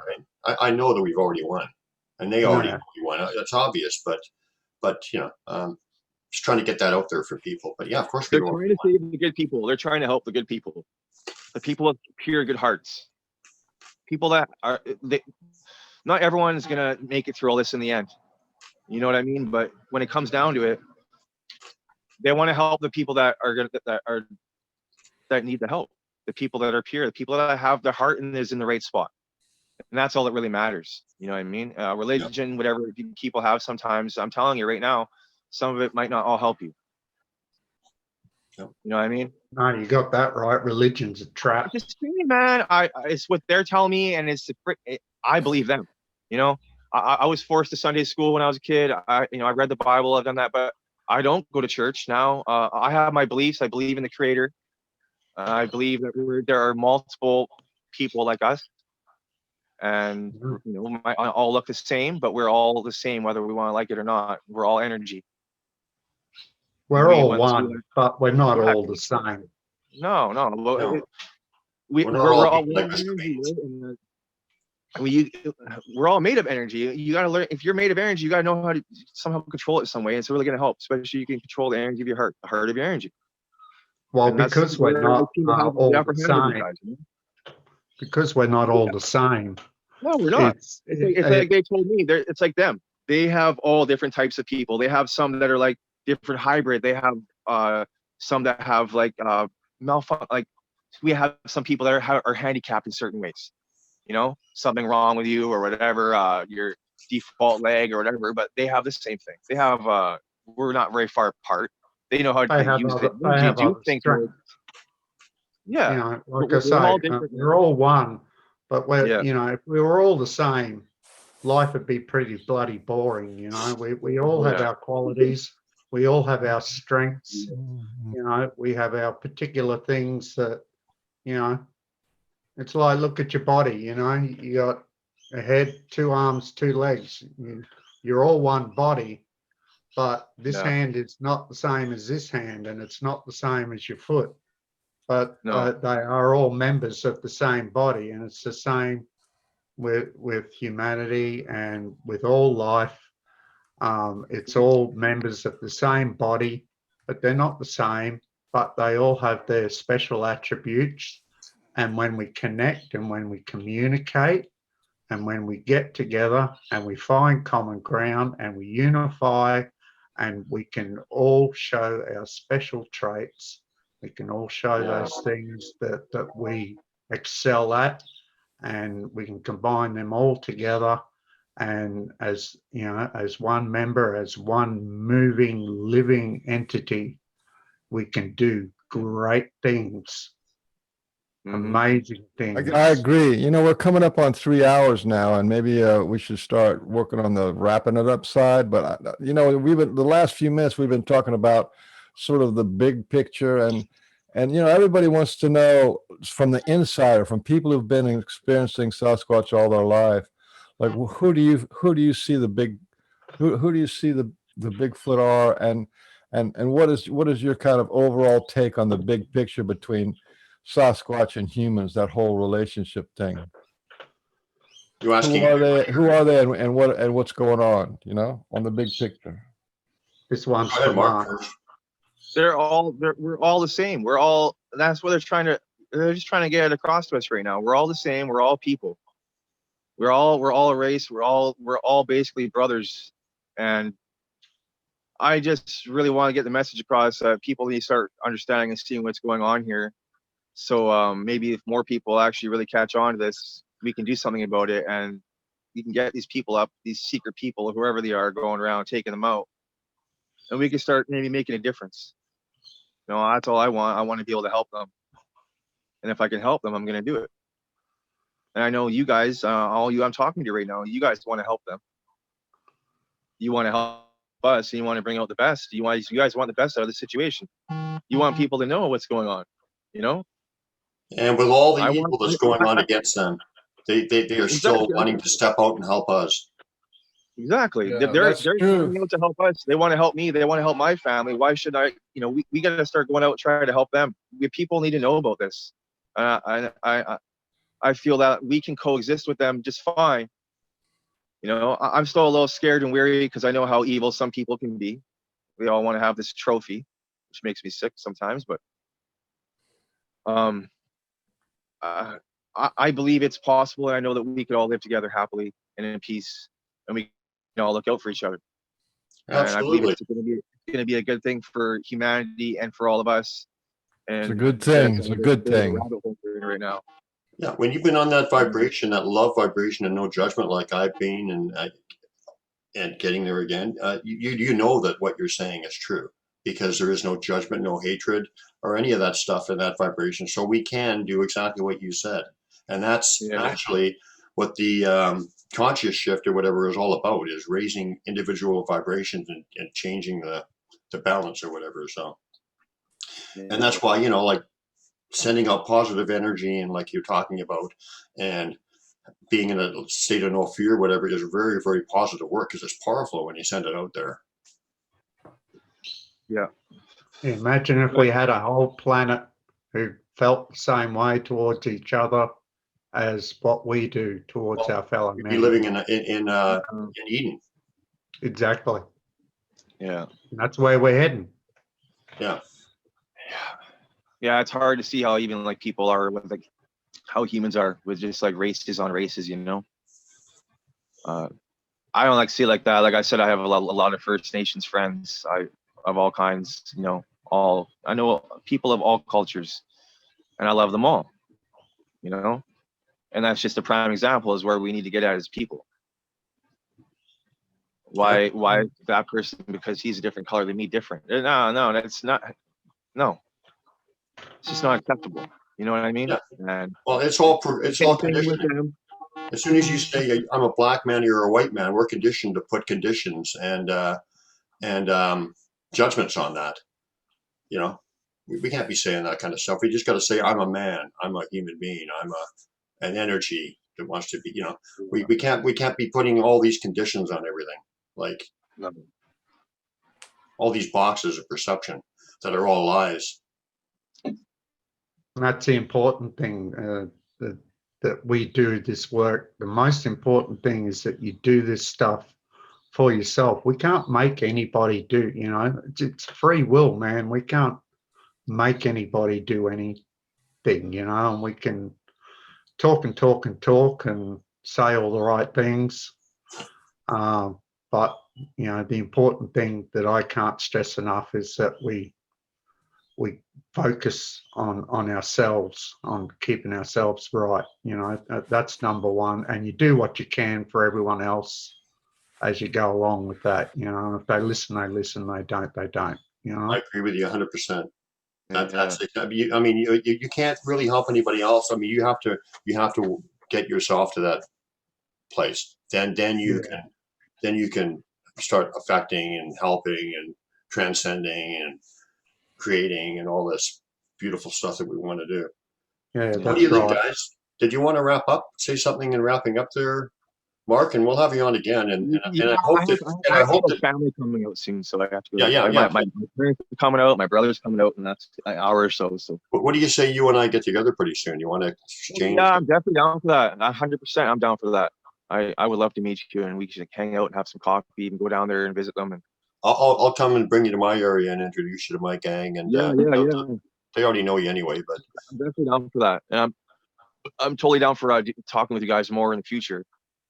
Because there's you can't just talk about something like this over a couple hours. It definitely takes a while to, like, get out. I have so many experiences and so many things that I've been through. I honestly I didn't even bring up a fraction of the stuff that I've gone through in my life with them. So yeah, exactly. Me too. I mean, I could go for a full week and not go over everything. Like oh yeah, not stop yeah, talking and still be yeah. able. And especially when you don't have a lot of people that are understanding about this and like see where I'm coming from. So it's different talking, to Or you even guys. better, Even we're Well, working on. Mark, you touched a lot of people in the comments, and as this, video goes out there, we're not going to get like a million views or anything, but you're going to be touching a lot of people, and it takes people like you coming forward to swing this thing away from the mountain monsters and monkey man and all that kind of stuff. They're not monkey man, they're not monsters. They're good people, they're and people, they're my family. they're family. They want Yeah. that they're making the overture to Mhm. connect to a lot of people. They're And making I that would urge, overture. and I would urge To become anybody who's one. listening. You my heart. I would urge That's the anybody who's biggest listening thing. to that what Mark has talked about today is exactly my experiences. Not like finite So like, all the details, but like the overall package kind of thing. And it's legitimate.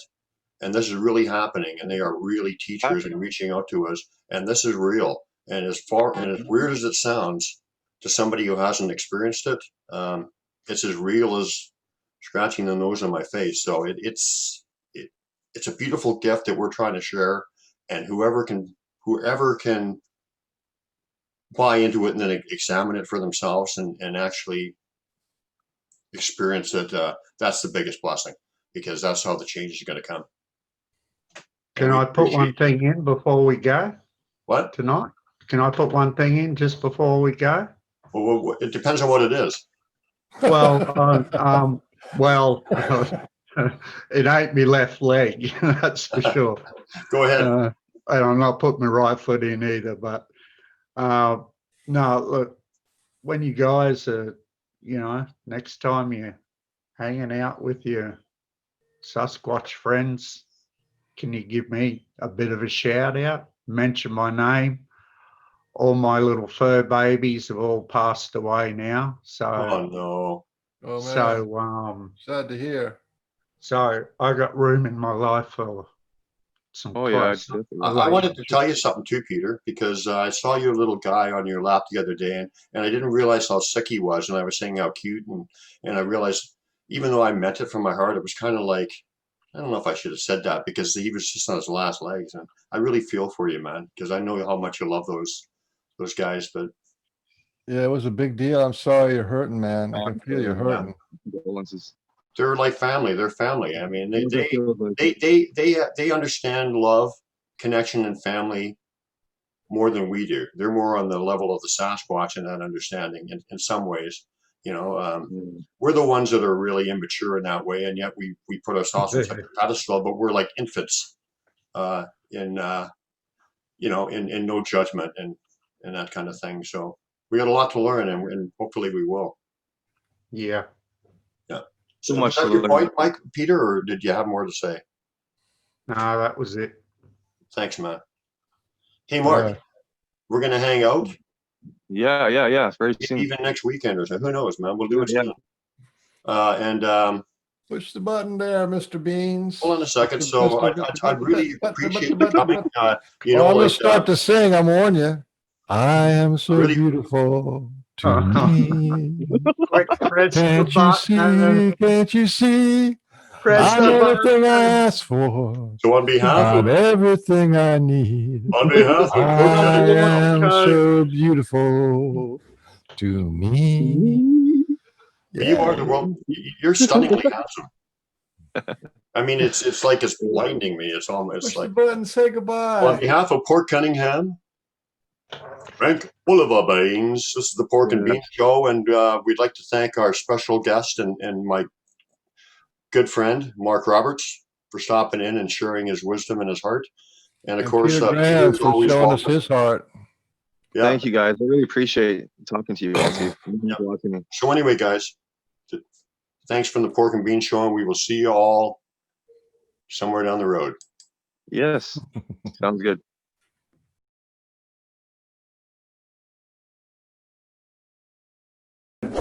In a dream that all the babies prevented by the pill showed up.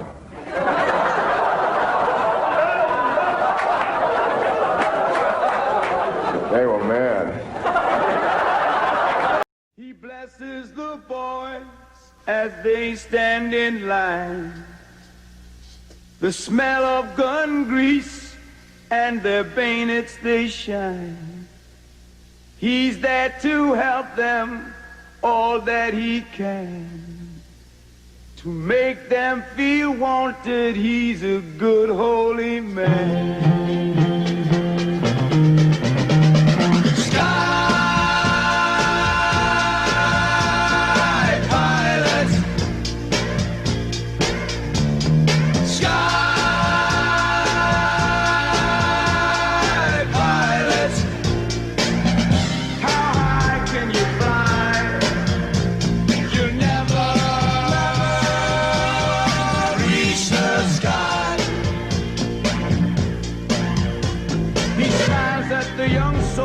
Tells them it's all right. He knows of their fear in the forthcoming fight. Soon there'll be blood and many will die. Mothers and fathers back home they will cry.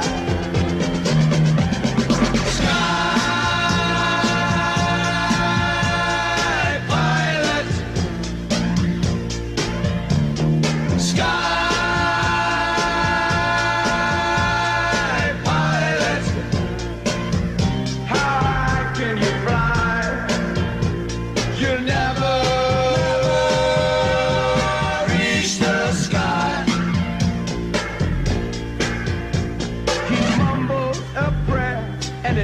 With a smile, the order is given, they move down the line, but he's still behind and he'll meditate, but it won't stop the bleeding or ease the hate. As the young men move out into the battle zone, he feels good, with God you're never alone. He feels so tired and he lays on his bed. Most the men will find courage in the words that he said.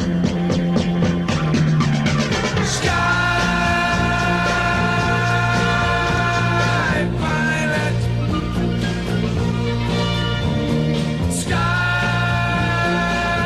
sky pilot, how high can you fly? You never reach the sky.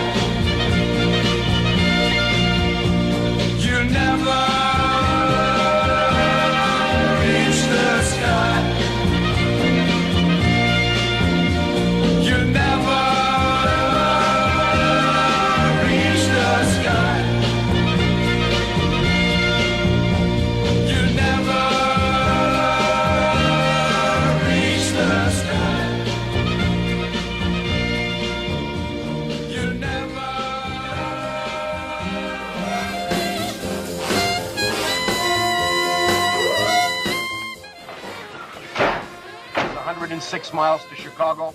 We got a full tank of gas, half a pack of cigarettes. It's dark, and we're wearing sunglasses. Hit it.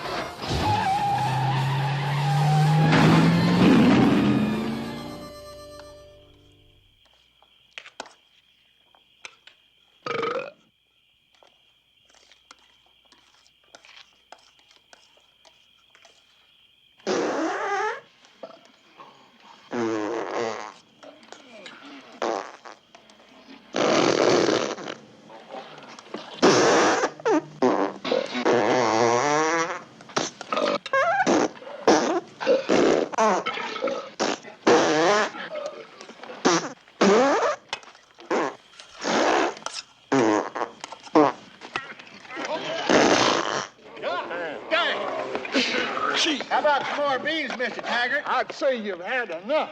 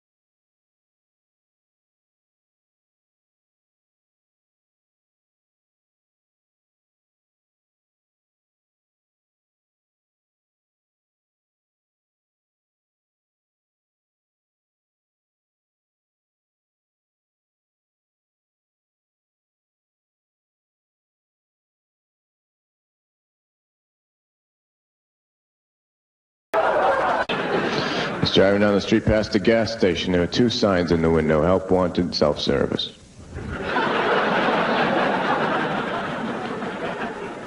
So I went in and hired myself.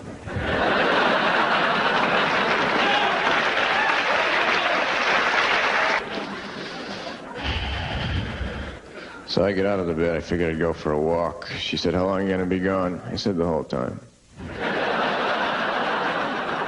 When I was out in the middle of the desert, a UFO landed. 3 one-inch tall guys get out. They walked over to me. They I said, are you really 1 inch tall? They said, no, we're really very far away.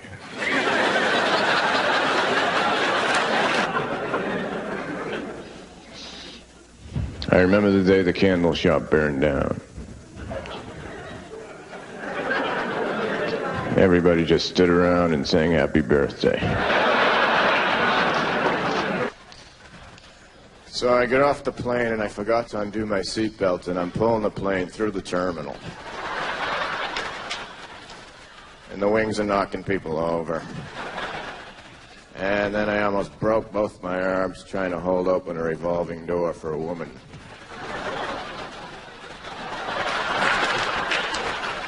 I remember when I was 7, my grandmother said, Stephen, come over here. And I said, what do you mean?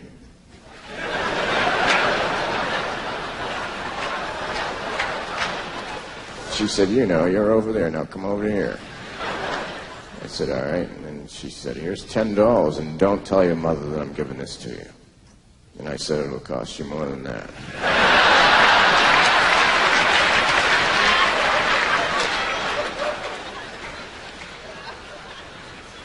I got a new dog. He's a paranoid retriever.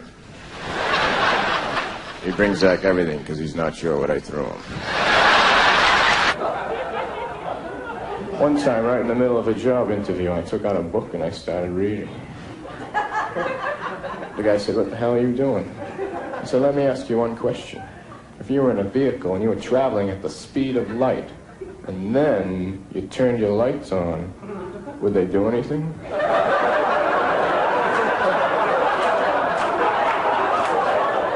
He said, I don't know. I said, forget it then, I don't want to work for you.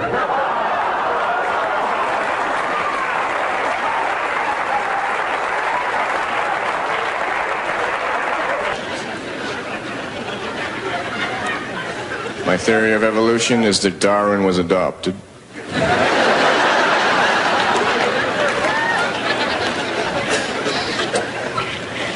I was 5 years old watching TV. Only you can prevent forest fires. Oh no. Every night out the window with a bucket of water. The ice cream truck in my neighborhood plays Helter Skelter. One time I went to the drive-in in a cab.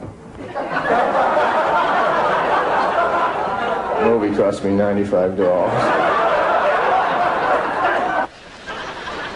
I've been arrested several times. I can't wait to be arrested and go all the way to the witness stand. You swear to tell the whole truth and nothing but the truth, so help you God. Yes, you are ugly. Woman in the jury, I'd really like to sleep with her. Should I keep going or are you going to ask me questions?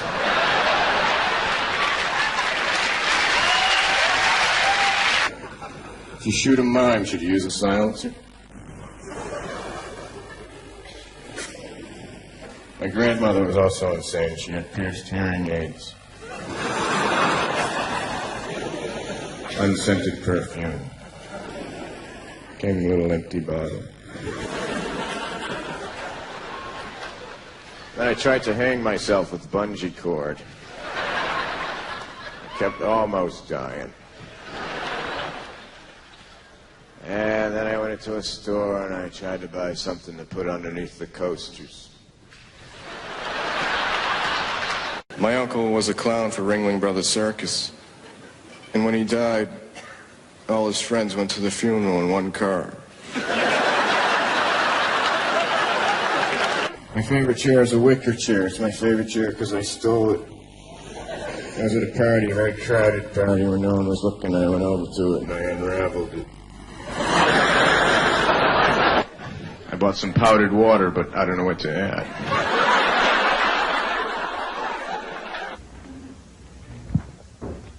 I bought this thing for my car. You put it on your car. It sends out this little noise so when you drive through the woods, deer won't run in front of your car. I installed it backwards by accident. Driving down the street with a herd of deer chasing me.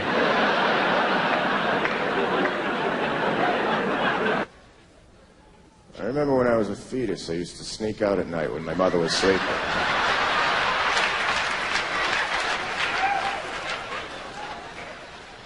I thought to myself, you know, now's the time I should start stealing some stuff since I don't have any fingerprints.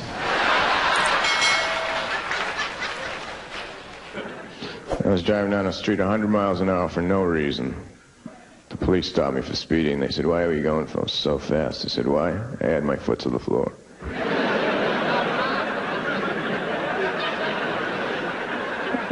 It sends more gas through the carburetor. It makes the engine go faster. The whole car just takes off like that. And I said, "See this right here? See this? This steers it."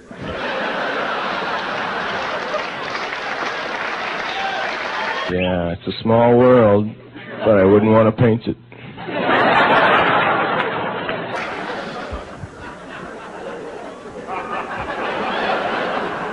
So I'm laying there, and she says to me, "Let me ask you this." And I said, "What?" And she said, "If you could know how and when you were going to die, would you want to know?" And I said, "No." She said, "Forget it then."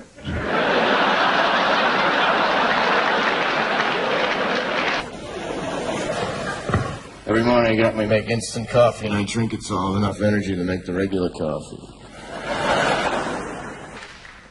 Thinking about my grandfather and how he had a special rocking chair built that would lean forward rather than backwards so he could fake interest in any conversation.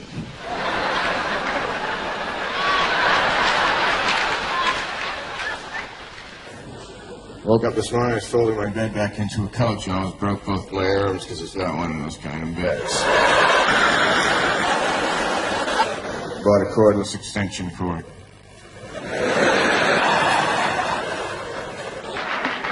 One time I went through a stop sign, they stopped me. They said, "Why do you go through the sign?" I said, "Hey, I don't believe everything I read."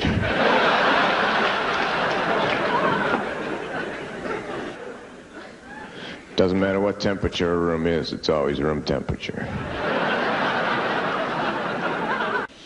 I'm gonna get a tattoo over my whole body of me but taller.